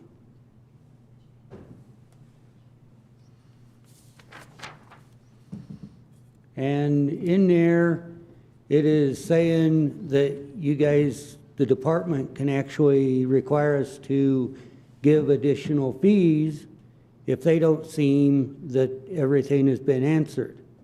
Well, if we feel that everything's been answered and he feels that things are not answered, where can we go to get a mediation? In my opinion, you go to the planning board to get that mediation, and we take it to the planning commission in front of them, potentially with the department given a denial type of thing to where we could take it to them and get their opinion of whether they think everything is sufficiently answered and adequate to be reviewed. And at that point in time, we could either get it tabled at that meeting, give them additional information and pay it, or what. I think there needs to be somebody other than just the department head making this decision. So, Dan, I'm wondering if this is because you get applications that require basic stuff that aren't coming through and they want it to go on to planning commission and it's not a full enough application. Is that kind of what this is addressing? I believe so. Not a complete enough address? Yeah, we've had where applications get submitted and the applicant feels that what they submitted meets our requirements. And then it's my job to decide if it is enough information and it does in fact meet our requirements to go forward. So I believe that's what George is addressing. Or an application that comes in and is not complete, but they're just kind of hoping for a variance or a exemption or something like that. Yes, sir, and it puts us in a tricky spot because if I don't have enough information if it's a substantially good product but I don't get the information, I would hate to recommend denial on a project because I'm not getting the right feedback. So that's kind of the stumbling block that we run into with what's being submitted or my requests. Excuse me. I'm not talking about the right feedback, because what I might believe was the right feedback may not be to him as being the right feedback. Right, I agree that it needs to be answered, but just because we have a different opinion, whether it's right I get that, or wrong. but I think if there's an item that his department believes is necessary to move it to the planning commission and they ask for it, and then you just refuse to or it doesn't get done, that kind of changes what you just said. But no, that's not what I'm trying to get at, Dwayne. So let me try. It would be, we give a answer that we believe is adequately answering the question. And it's his opinion that we don't adequately answer the question. There needs to be some sort of a gapping to that. And I have an issue, what's a better way to example this? If you're in a court and you have two attorneys and they are arguing it, then there's a mediator type of thing that can be in place to be able to merge that together to something that's acceptable to both, or to something that's acceptable to both people. Is there a way to put something of that in place by using the planning commission to do it? So the first thing that I'm going to say is that Fremont County Department are subject matter experts for us. Dan knows more about this than the three of us combined, I right? agree. So let me speak. I've let you have your turn. So we depend on not just Dan, but on every director that we have here in Fremont County to know what the rules are, to follow the rules. He knows what is complete information. So to take this to an extreme, if that were to happen and Dan says, I still don't have the appropriate information, and a third party steps in and says, yeah, I think what they submitted is good enough, I guarantee you, when that comes to us, if our department head is sitting here and saying, this question has never truly been answered, that's not going to go well for the applicant. So it's something that we might be able to have a conversation with, not only with Dan, but with our attorney as well. But we lean on our department heads to have full and complete information. And if they don't think they have that full and complete information, we are probably going to be siding with them. Well, and I don't argue with you. I understand what you're saying. I understand where you're coming from. None of us like to have to charge additional fees, but the reality is when an application, has wholesale changes in it, they have to start at the very beginning and go through everything again. Application fees help pay for staff time. That's what they're there for. They're not there to make money for the county. They're not there to make our bottom line look good. It's to help pay as you go. So the people who are using the service are helping to pay for that department and for all of the people who work in that department. And so if we are requiring 2 complete reviews of an application because it was incomplete the first time, then we are going to be charging for that the second time as well. No argument whatsoever on that part of it. What I'm getting at is that there can be differences of opinions as to what is adequate. And I believe that part of that can be resolved potentially down the road, and I know it's down the road quite some time, to maybe redoing some of the applications with a less confusing set of answer type of things, because it can be subjective, some of the questions that are in some of the applications. And I guess that's where I'm coming from. I think that once the applications are redone, potentially, and me and Dan have talked about that, and I think that that could resolve a lot of these issues, maybe not with a big paragraph type of answer, but potentially, like you have said, with the table type of answers instead of paragraph type of answers that the current applications are actually asking. I had to give it a shot, guys. Okay.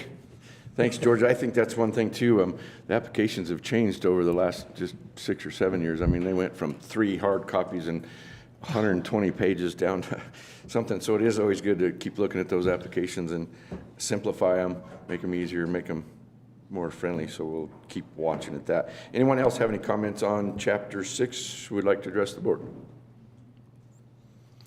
Okay, seeing none, I will close the public hearing and turn to my fellow commissioners. Microphone. He's got the sign there. Right there. He does have the sign. Well, Mr. Chair, are we on number 4? Number We are. 4. My goodness. We're almost halfway through. Almost. I would move that we approve the amendment to the Fremont County zoning regulations, adding this new chapter, Chapter 6, review procedures, proposing new procedures and revising existing procedures with a new format. This preliminary approval also subject to final approval in April of 2024. Second. It has been moved and seconded to approve the request for amendment for Fremont County zoning regulations, chapter number 6. Any further discussion? Roll call, please. Commissioner Grantham. Aye. Commissioner Bell. Aye. Commissioner McFall. Aye. Motion carries. Moving on, request for an amendment to the Fremont County zoning regulations, chapter 6, sections 5.6, 5.7, 0.15, 8.7, 8.10, 8.11, 8.14, 8.15, 8.16. Proposing a new chapter 8, land use permits, and revising existing regulations, and proposing new regulations and deletions with the new format. This is a public hearing, so I will open the public hearing, and again, we'll turn to Mr. Victoria. All right, hello everyone. So Chapter 8, land use permits. This will address the special review uses, the CUPs, because right now my words escape me. Conditional use permit? Thank you. Yes, there you go. Commercial development plans, TUPs. So we've compiled all of those permits into one chapter. We've changed the format. We've revised the commercial development plan requirements to address the moratorium. We have strike-throughs for what's being removed, yellow for what's being highlighted. If deemed favorable, this would have that April adoption date. Again, substantial changes would be brought back to the commission. Planning Commission did review this. They recommended approval with adding "and" to section 8.7.1 and 8.7.2. They also recommended the commercial development plan be required at 10%, not the 25% that I'm proposing. Their suggestion will be highlighted. So we'll dive into this one. Under the, let's see. First major one is that 8.1.3.1 co-location of antennas. That's something we do. That's something that we've never had in writing in our regs. What was the reference number on? 8.1.3.1. 8131. Page 6, right Yep. there. One more, right there. Yep, right there. Oops, one more just up a little bit. Right there. So tower co-locations, it's something we do 5 or 6 of a year. We have an application for it. We have a whole process. We have a standard. We didn't have it defined. So now we do. It's in our regs. We had developed a contractor's yard 2. We, in previous talks, we had discussion about a contractor's yard 1 that would allow up to 5 vehicles and I believe 5,000 square feet of space. This contractor's yard 2 is for folks on the larger pieces of ground where this would be eligible. Typically an SRU, half an acre of fenced-in area to conduct their business out of. So we developed that to give people a greater opportunity if they own land. We reworded some of the stuff in kennel for the, instead of listing out specific licenses that we require, we have the kennel shall be conducted in compliance with all applicable county, state, and federal laws, and copies are to be provided. So we felt that cleaned that up a little bit. Let me make sure I didn't jump over anything.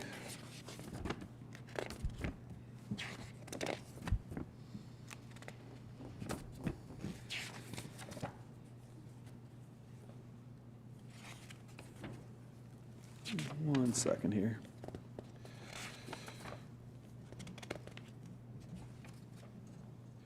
The next substantial change that we were proposing would be an allowed use business permit. Page 12. That is being proposed to try and safeguard when we have a location that people believe is business, and then they get fully moved in, and they either checked the regs and misinterpreted them, or didn't check the regs at all, and then we wind up getting a business that's in full operation, and then somebody makes a complaint, or we get notified by a different county, and all of a sudden we realize that these people can't operate there. So the goal of that would be to have a single page or 2-page application with a very small fee in order to try and see if what they're proposing would fit in the location they want to. So that's one of the changes we are proposing. In the commercial development plans, we have in there that that we would allow for any physical expansion or enlargements of an existing use of 25% worth of growth over a 5-year period in the applicable zone districts. Again, Planning Commission felt that was too high. They thought it should be 10. We're trying to find that happy medium where we have the ability to address concerns without hindering development. So there's that change. We're starting to request with SRUs at commercial development plan and commercial development plans It's going to be required to have an architectural rendering submitted as well as the site plan, so we can conceptually see what the proposal is going to look like. We felt that would be a very handy thing to have. And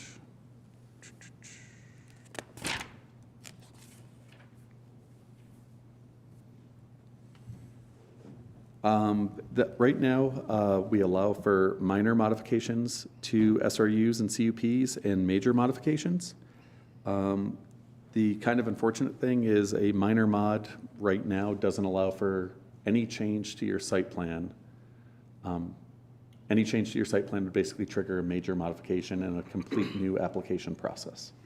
So we decided that the minor modification, it's an in-office approval and would allow for 10% increase to approved structures, disturbance area, and general development on the lot. But if you were to do a vacation of lot lines or something like that and add additional land to your boundaries, that wouldn't be eligible for a minor. So the flip side of that is a major would be over 10% of increase to your structures, disturbance, or development, or adding additional land. That would trigger a major. So we tried to give some options there and define everything.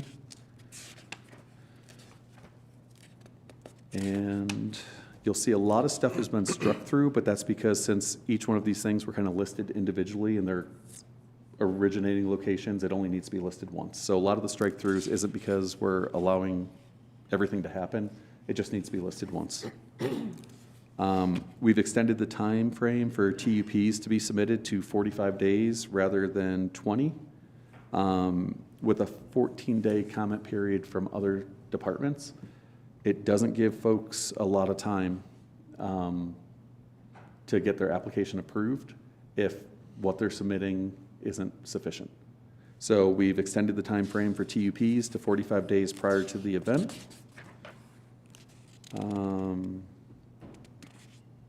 14 days for notifications on the 8.14.3 for department notifications, up from 10. Just trying to make everything pretty standard at that 2-week time frame. And then for the amount of copies that get submitted for site plans and electronic copies, 1 electronic and 2 hard copies. That's all we need. So we're reducing that standard. And that is this section. Okay. Any questions for Dan on this section? I have a comment. Yes. Looking at the difference in the growth of a CDP, a commercial development plan, before another application will be required, there's a pretty big difference between 25% as written in 5 years and 10% as being recommended by Planning Commission. Yes. So I'm going to say we likely will approve this one as well because this has a lot of really great things in it. But before final approval, I would like to have a conversation about that because there may be some other things that we can look at doing, adding different timeframes as well as percentages. So I would like to have that conversation before this is finalized, if you would make that note. That'd be fantastic. Thank you. I had the same thing written down here because I don't like the 10% for sure. Yeah. No. I don't know if the 25% is the key there, but it's definitely better than the 10%. So I agree with that. Let's talk about that a little more before we do the final of it. And I'll pile on. Yeah, the 10% is a non-starter. Yes. I'm not sure the rationale for that with the Planning Commission, but they do a lot of good work. I just don't agree with that 10%. Just for a basic understanding for those millions that are listening on what we're dealing with here on the CDP and the Commercial Development Plan, we put a moratorium on a portion of the Commercial Development Plan several months ago. The part that requires a new commercial development plan, if you are expanding your already existing business. We put that in place. What that effectively does right now, if we were to put that into percentages and years in this section, it's essentially 100% zero. That's what the the current situation is 100% of modifications versus 0 years. That's what the moratorium actually does for us. What this is doing in this paragraph, this yellow paragraph there with underneath the blue, is effectively giving us another trigger to be able to go in and say, but if you do make really significant changes of some level, then we need to be able to go back in and re-examine that to make sure that you're not changing something significant like drainage or parking situations. Let's say you have a 2-acre lot and you only have gravel parking, but you want to go in and put in asphalt or concrete, and you pave over 2 acres of land. That significantly changes the drainage aspects. And so that affects neighbors, and that's where we have to be able to have some sort of button to push to be able to come in and say, okay, yeah, we need a development plan because we need to know where this stuff is draining to. The question here before us, and at least for April, is what are those levels of the percentage versus the years? Discussion I had with Dan yesterday, in fact, talking about this, moving from what we currently have as 100% in 0 years under the moratorium, in my opinion, the 25% is probably moving too far away, because the higher the percentage you have and the lower number of years, the greater freedom you have as a current business owner to do what you want to with your property. And so I think we're going to be talking heavily on this, as the other two have indicated, over the next month and a half to decide what that right level is, moving away from the 100% and 0, somewhere between there and the 25% and 5. So that is our discussion. We'll give the preliminary approval to what we have in writing right now, I'm assuming, to the 25% and 5, but I do not believe that that is where we are going to land ultimately when April comes around. I think I have my opinions right now, what I'm thinking, but we do have to have some discussions over this and where we want the county to be on this after we're all said and done. Okay, any more comments or questions? Not here. We'll open it up to the public if anyone has something they want to say on this section. Nope. Okay, seeing none, I will close the public hearing. Turn back to the commissioners. I have a motion. Okay. Mr. Chair, I move to approve this amendment to the Fremont County Zoning Regulations, Chapter 6, Sections 5.6, 5.7.15, 8.7, 8.10, 8.11, 8.14, 8.15, and 8.16, proposing a new Chapter 8, Land Use Permits, and revising existing regulations and proposing new regulations and deletions with a new format. Second. It's been moved and seconded to approve what she just read. Is there any further discussion? Roll call, please. Commissioner Bell. Aye. Commissioner Grantham. Aye. Commissioner McFall. Aye. Motion carries. Thank you. On to the next one, request for amendment to the Fremont County Zoning Regulations, Chapter 8, Section 8.12 and 8.13, adding a new chapter, Chapter 9, zone changes, proposing new procedures, and revising existing procedures with the new format. This is a public hearing, so I will open the public hearing, and again, we'll return to Mr. Victoria. All right, Chapter 9, zone changes. This will address a zone change 1 and a zone change 2, which is what we currently have. Staff has removed some of the regulations from zone change 1 to make the application process more efficient and effective by simplifying the application process. Staff has removed the final development plan for zone change 2 and added new regulations that require a land use permit approval to efficiently be able to continue with yearly inspections on these permits. We have also changed the format to match the format of the new resolution. Strike-throughs will show what's removed. Yellow will show what's added. This would have the April final adoption date. And Planning Commission recommended approval as long as we unstrike 9.1.11, which makes reference back to the master plan, which we had struck through. So with this, we tried to reduce a bunch of things that were being requested, because the zone change one typically handles a more intense property being brought down to a residential property, or a lower use. So it kind of helps go down the hill, if you will. So a lot of, like, proof of water, the proof of sanitation, all those other items would be addressed during that, their final application process. So we had a lot of additional asks in there. So we tried to streamline that a little bit to them to ease up that process. A lot of this stuff is required, so we can only take away so much. But I know we had a recent zone change one that was in front of us that kind of prompted us to look at this one a little harder. So with that being said, the zone change 2 is where we did a little bit of a change.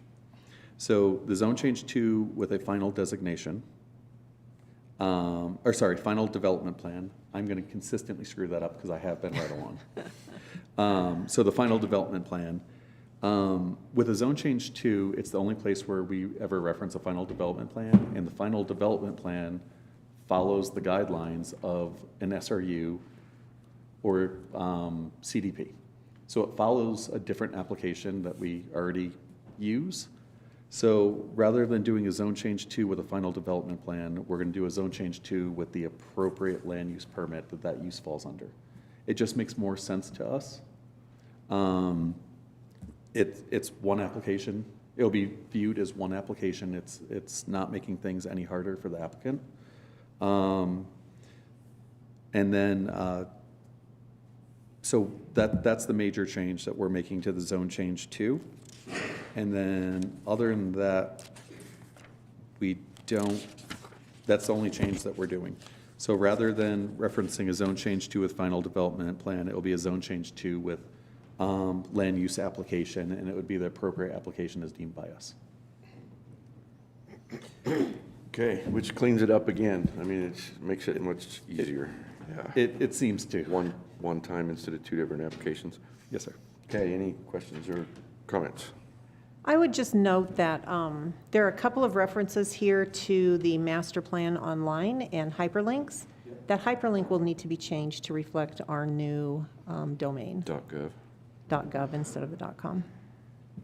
So wherever that might exist in all of these changes. And everything. Yeah, it needs to be changed. And I don't know, the planning commission wanted this statement to remain in there. Was there a reason? We probably got too ambitious on that one. The master plan is our guiding document. Right. It's something that's required to be in there. So I'm not sure if that was we got to bump that with a strike through. Just kept striking, huh? Yeah.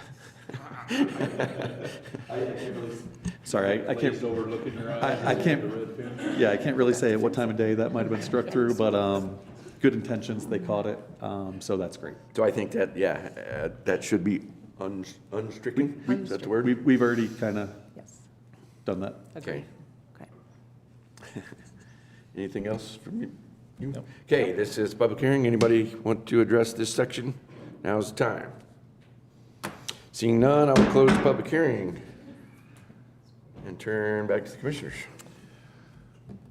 Well, Mr. Chair, I would move that we approve the changes and the amendment to the Fremont County zoning regulations, Chapter 8, Section 8.12 and 8.13, adding new Chapter 9, zone changes, proposing new procedures, revising existing procedures with the new format.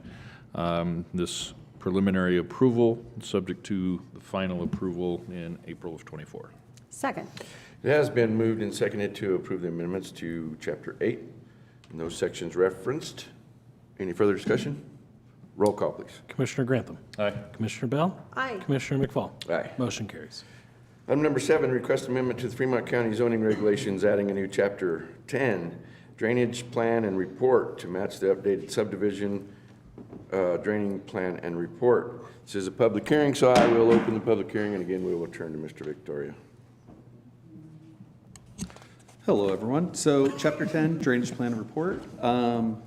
Currently, our zoning resolution does not reference Sorry, it references to see the requirements of drainage plans and our subdivision regulations. So drainage plans are a requirement of CUPs, CDPs, SRUs, but we refer to a different document to tell people what those requirements were, which seems silly. So we have the same exact drainage plan as was presented to you at the very beginning of this. The only difference is there is one line where it references that this is part of the zoning resolution and not the subdivision regs. Same document. Hey, that one's tough. So no substantive No substan- changes. no. It's the same exact, yeah, there's nothing. Other than it makes a lot of sense to make this change. It seemed a pretty obvious one for us. Yes. Okay, no comments? No. Questions? Anyone from the public wish to address this item? George? I just want to clarify one little thing. Give me just a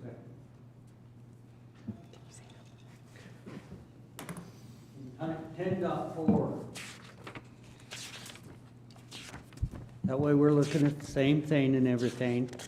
Me as a surveyor, I can actually go in and do an as-built on a detention pond.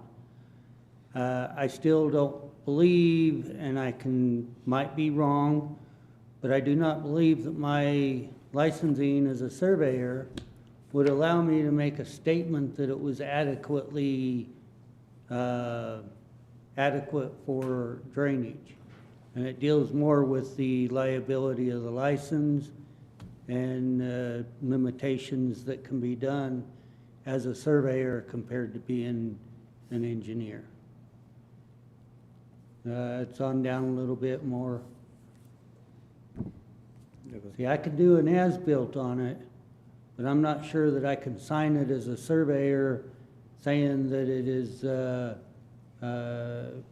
in accordance with the drainage plan itself with my licensing. And I meant to bring this up earlier, I just didn't. It's just something that we need to maybe do some exploring on before we get to the final wording. And since I'm up here, it's my understanding that your next public hearing on all this stuff will be around April 20th? No, it's around the 12th or something. Yeah, it's going to be the first BOCC of April or the That would be second? April 9th would be the first meeting in April. So it would either be the first or the second, I believe. Or April 23rd. 9th or the 23rd. Yep. 9th or the 23rd? Yep. Do we know which one? No, we don't yet. We're trying to give a little wiggle room depending on But how. what I'm trying to do is I'm trying to let the general public know that everybody will be able to speak on all these regulation changes. Again, either the 9th or the 23rd. Watch the agendas and everything to where anybody that wants to further go through it and speak or anything, you do get another chance to do this at that meeting. Yeah, thanks, George. We've kind of said that all along. This is a preliminary, and then there'll be a final one. And as my fellow commissioners, let's just set that for April 23rd right now, so that people know the date of that. Okay. And that gives us just that much extra time. And give us to that much extra get stuff time. We done. know it's the 23rd. The public knows it's the 23rd. Planning my next Good. day. So we'll just I'm do on that, vacation okay? that day. Then there's no question on that day. Between elections. And I can meet with the county engineer and have them look into Mr. Hall's concerns. verbiage. That'd be Absolutely. great. Okay. Yes. Anyone else wish to comment on this section before I close public hearing? Okay, seeing none, public hearing is closed. We'll turn to commissioners and ask your wishes. Mr. Chair, I move to approve this requested amendment to the Fremont County zoning regulations, adding a new Chapter 10 drainage plan and report to match the updated subdivision drainage plan and report. This is intended as a preliminary approval with final approval to come in April. Second. Okay, it has been moved and seconded, and we'll look into the verbiage on that. With George's suggestion. Any further discussion? Roll call, please. Commissioner Bell. Aye. Commissioner Grantham. Aye. Commissioner McFall. Aye. Motion carries. Item number 8, request an amendment to the Fremont County zoning regulations deleting section 4.12 Neighborhood Business Zone District and rezoning 2 properties in Fremont County. Those properties are 1605 South Street, Canyon City to Residential 1 Zone District, and 105 Forge Road, Canyon City to a Business Zone District. So we have two properties in the county that are under that zoning district. And that's the proposed changing them to those residential 1 and business zone district. This is a public hearing, so I will open the public hearing and we'll turn it over to Mr. Victoria. All right, for the deletion of neighborhood business zone, it does only apply to 2 zones, or 2 lots in the entire county. The first one's located on South Street. They have an approved non-conforming status to be able to live there in a single-family dwelling, because that's not allowed. So they have an approved non-conforming status. They are surrounded by, it's either agricultural estates or agricultural suburban, and they meet the requirements of that zone district. So this would make them conforming without needing an approved non-conforming status. It just kind of makes sense. Letters were sent out. The owner of this property called to inquire about it. And once we explained what we were hoping to do, we have not received any further feedback. No news is good news. And then the other property is the Forge Road. It currently holds an SRU to be a gas station convenience store. It's adjacent to industrial and properties to the south, zoned agricultural suburban. We're proposing to make this a business zone district. There's business close by, and that would make it a conforming allowed use. So we kind of viewed this as a great way to clean something up. Yeah, with only 2 properties, which is pretty amazing. And they need special permits to be doing what they're doing Yes. currently. Yep. Right. Okay, any questions? Planning Commission recommended approval. Thank you. And I think looking back on this, of course, I wasn't present for the zoning resolutions back in the 90s, but I imagine there was thoughts on this neighborhood business zoning being something a tool that would be used over the course of time in certain situations, and that did not come about. So better to just rezone these 2 as indicated and get rid of this zoning and further simplifying things. We already have other business type zonings in order to accommodate folks if we need to change other zonings depending on what the future may hold. So anyway. You sent a letter to the other landowner as well and had the same result? We did. We never received a response. Okay. So, but we did send out mailings. Just makes it better for them anyway. Yeah. Okay, any comments from the public on this one? George, we have you down? That's the only one you're specified here on, so. All I'm going to do is, I will say this much. I opened up in April of 1994. So I've been dealing with these regulations for quite some time. To answer your question, what they were basically concerned with this business zone district you're dealing with here, at the time, they were kind of hoping at, or looking at the home occupation businesses to do type of stuff like that. Okay. That's just to give you a little history on it, guys. Appreciate that. Good. And I think we take care of home occupation stuff in other ways now, so. We do. We don't need a full zoning. Okay, anyone else wish to comment on this section? No? You sure, Shelley? Last chance. Okay, public hearing is closed. She had you written down on all of them, and then she marked it out. No, I'm just kidding. Okay, turn to the commissioners. So, quick question. If we're gonna rezone 1605 South Street to residential 1, that's technically not a current zoning, not until April assuming we Both approve of it. them, yeah. Yes, so that would, assuming that it's approved with the formal adoption in April, that's when it would be rezoned. Because this one's preliminary too then. Yes. Yeah. And, right. So we'll just make this motion subject to final approval.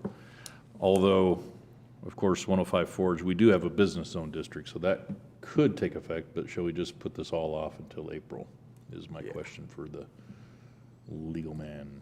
Well, it's a single agenda item, so it has to be dealt with a single motion. Gotcha. Then you will get one. Mr. Chair, Yes. I move that we approve this amendment to the Fremont County zoning regulations, deleting section 4.12, the neighborhood business zone district, rezoning the two properties in Fremont County at 1605 South Street to residential 1 zone district and 105 Forge Road to the business zone district. This preliminary approval is subject to final approval in April of 2024. And I will second that very well-stated motion. It's been moved and seconded to approve this request of the zone regulations deleting section 4.2 neighborhood business zone district. Any further discussion? Roll call, please. Commissioner Grantham. Aye. Commissioner Bell. Aye. Commissioner McFall. Aye. Motion carries. Now I gotta find where we are. Got it back up? Number 4. 4, 5, and 6. Oh, man, I have so much writing on here, I couldn't find it. Number 4. Okay, we return back to new business. And the first point of business there is appointment of a new member to the Fremont County Weed Advisory Board for a term ending December 31st, 2026. Mr. Chair, we do have an inquiry and a recommendation for a gentleman named Tom Gretty to join our Weed Advisory Board. I know Tom, I know his wife probably a little bit better. I think he would make an excellent addition to that board. So, Mr. Chair, I move to approve the addition of Tom Gretty to the Fremont County Weed Advisory Board for a term that will end on December 31st of 2026. Second. It has been moved and seconded to appoint Tom Gretty to the Fremont County Weed Advisory Board. Any further discussion? Seeing none, roll call, please. Commissioner Bell. Aye. Commissioner Grantham. Aye. Commissioner McFall. Aye. Motion carries. Item number 5 is a resolution, series 2024, resolution requesting the Colorado General Assembly to change the categorization of Fremont County, Colorado from Category 2C to Category 2B pursuant 30-2-102, Colorado Revised Statute. This will be resolution number 14. So, Number 14, thank you. and may I chime in for just a moment? Absolutely. In the last meeting, there was a resolution number assigned to a document that already had received a resolution number. So in this instance here, we're just going to replace the one from the last one assigned at the last meeting to this meeting, and that's why this one's being assigned 14 now. Okay. Thanks for that explanation. Do we have to do any special motion on that, or we can just assign the 14 properly this time? If you just reassign 14, that would be sufficient. Okay, good on that? Yep. Resolutions? Okay, I'm going to ask Ms. Seifert to come up. Or Assessor. Good morning. Good morning, Stacy. Terrible.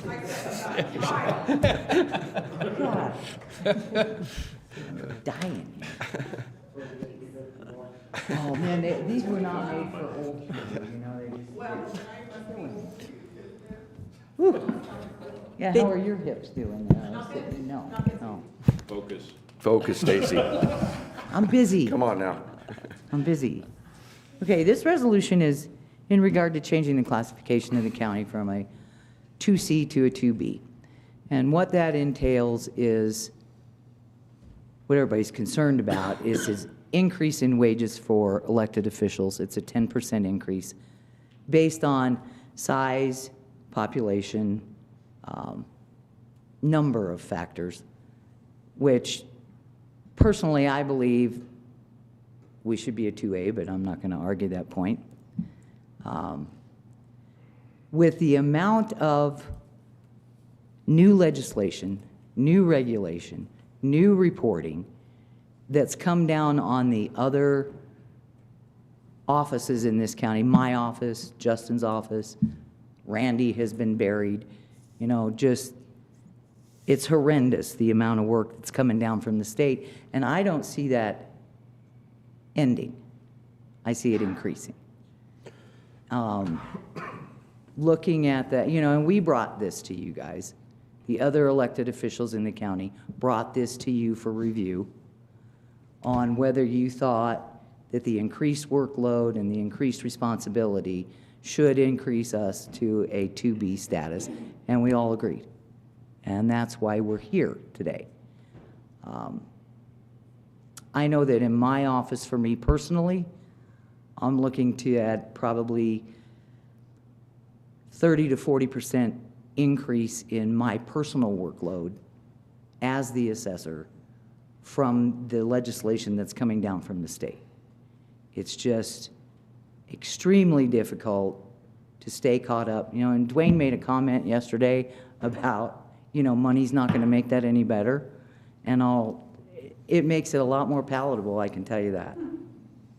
It's just, I believe that I have earned this, that Justin has earned this, that Randy has earned this, and that Alan has earned this.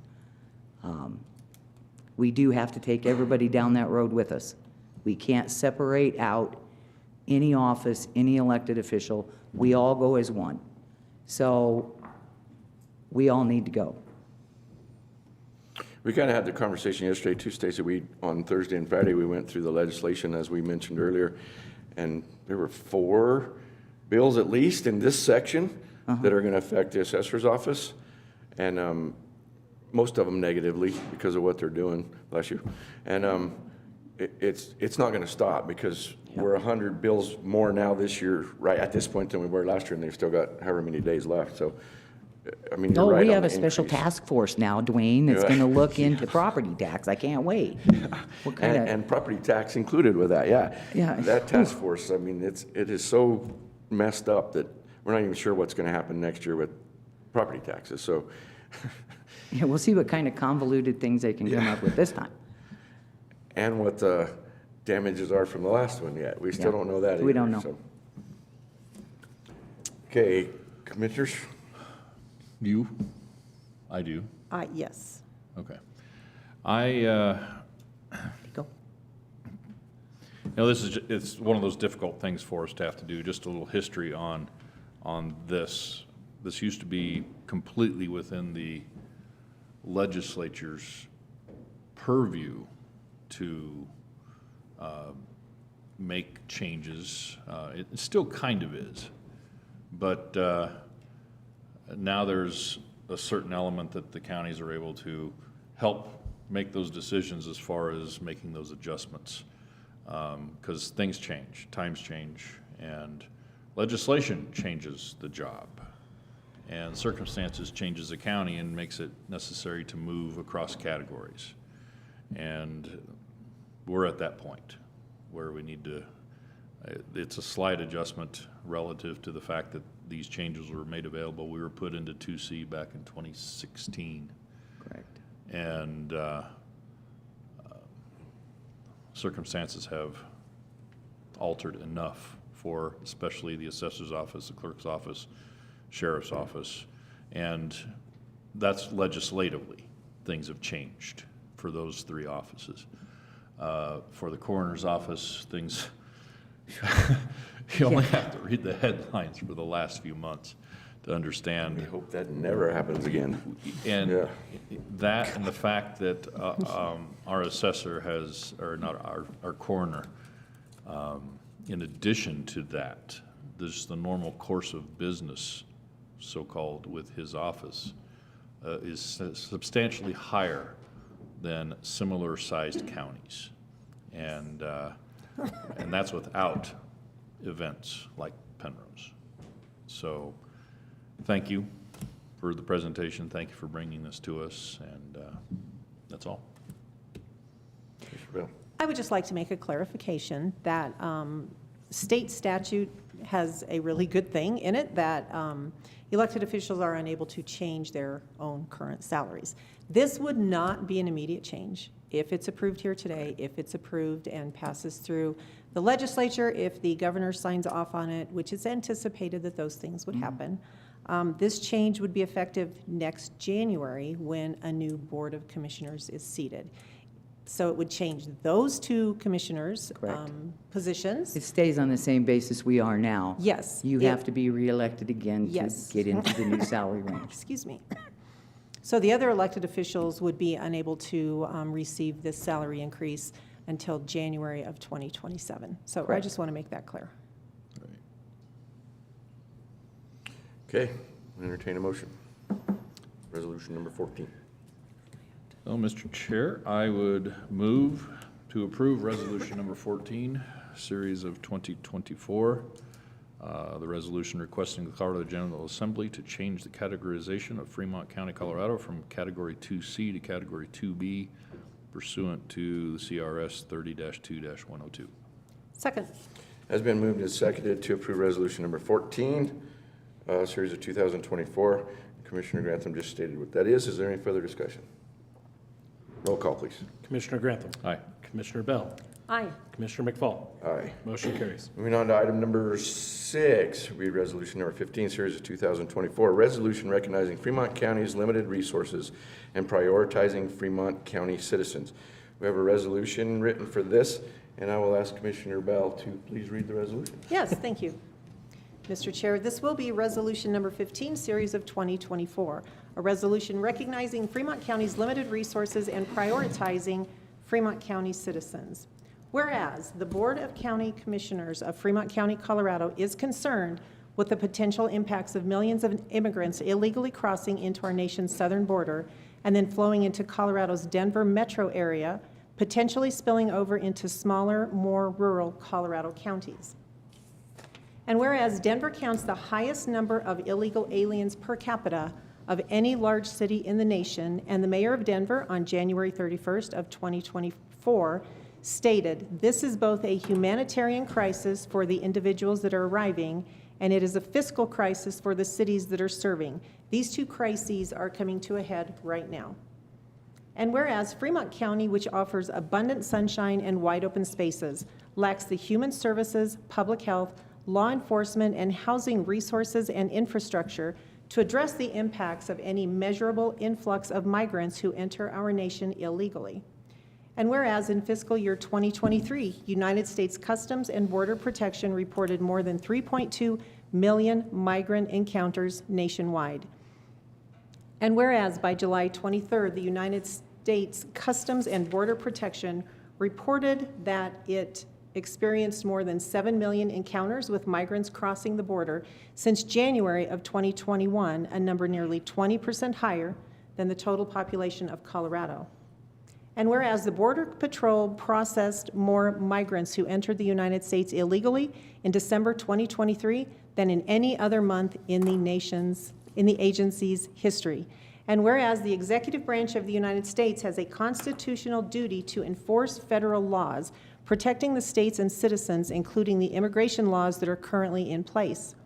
And whereas the current administration has failed to enforce those laws and has even arguably violated them, resulting in an unprecedented influx of illegal immigrants entering the United States. And whereas the governors of 22 states have concurred that as the federal government has abdicated its constitutional responsibility to secure our borders, an opinion shared by this Board of County Commissioners through Fremont County's status as a constitutional subdivision of the government of the state of Colorado. Now, therefore, let it be proclaimed by the County Commissioners of Fremont County that Fremont County is unable to financially or physically accommodate an influx of illegal immigrants into the county. Further, let it be known the Fremont County Commissioners' thoughts and prayers are with those illegal immigrants needing resources that Fremont County is unable to provide. Finally, the County Commissioners recommit themselves to the endeavor of bringing the constitutional services of land use, social services, roads and bridges, law enforcement, and public health services to the citizens who legally reside within county borders. Mr. Chair, I would move for formal adoption of resolution number 15, series of 2024, a resolution recognizing Fremont County's limited resources and prioritizing Fremont County citizens. Second. I want a second. Go ahead. No. Second. You can second. Okay, it has been moved and seconded to approve resolution 15, which does state Fremont County's limited resources and prioritizing Fremont County citizens. And we'll open it up for discussion. First off, I think it's important to note, I got a call yesterday from one of the news stations who had a story that was 4 months old that they were trying to run, figured out it was all debunked, but Fremont County is not a sanctuary county for illegal immigrants. We do not have the resources. We do not have the capacities. At the start of our meeting, we had Loaves and Fishes in here, who you heard are trying to make money to take care of the homeless that are currently here right now, who are not illegals, they're just homeless, experiencing homelessness.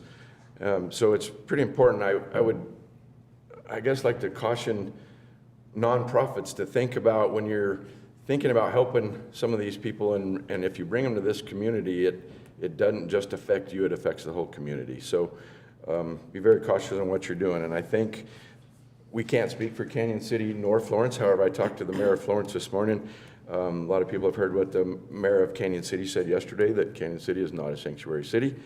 Florence hasn't declared that, but they have, from what the mayor and I's conversation, they have no intention of becoming a sanctuary city. So that leaves the whole of Fremont County not a sanctuary county. I'll turn it over to the other commissioners. Thank you, Mr. Chair. In regard to, there's a whole lot of news going on right now about what's going on at the border, what's happening across our state and many states when it comes to those who have crossed the border, who are illegal immigrants. And amongst that group, there is most certainly a group of them, a subset of some level, that are truly in need of help. That being said, we also, the purpose of this resolution is to emphasize the fact that we have limited resources as a county in order to step in and affect any change on that level of need that they have. When it comes to private organizations, when it comes to faith-based organizations, when it comes to churches and their ability to help, this in no way abrogates that ability of them to help individuals, because the practical matter is these folks that are running these organizations that are helping folks aren't going to sit there and ask for papers to every single individual that comes in. They see someone in need and they help, right? That's the real practical outworking of people that have that heart and that level of service. What we're saying here is that we have a limited number of tax dollars available, that we're going to take care of Fremont County citizens first. And we're going to take care of the U.S. citizens that live here first. The problem here, and it's addressed very well in this resolution, is that we have a federal government right now that is purposefully flouting the law and their duty in how they should address the border and the border crisis. And to further that, we have particular people and cities in this state that are in league with that and flouting the law, ignoring the law, calling themselves sanctuary cities like Denver, like Pueblo, and others. And then in the meantime, when those folks do arrive, they cry about them being there. And from what we've heard, and unfortunately what was falsely reported as happening in Canyon City back in November, we've heard about those folks possibly being shipped across the state from Denver. That is unacceptable. We have chosen not to be a sanctuary location. Meanwhile, they have. But now that they have them, they do not want them. And now their lack of planning for what they accepted to be their reality is now supposedly going to be placed upon our shoulders out in rural Colorado. That is not acceptable. That is what the force behind this resolution is, to say that is not acceptable to us in Fremont County. Heart goes out to the folks that truly have need, but those that have claimed to be sanctuaries should be those sanctuaries. Otherwise, they they were hypocrites to begin with, if that's not too blunt. Commissioner Bell, any comments? Yeah, I would just say I think it's very interesting that the same people who originally opened their arms and said, yes, we welcome all of you, we will be a sanctuary for you, we will take care of you, have received a very hard, cold dose of reality. And Denver, particularly, is now understanding they do not have the resources to take care of these people.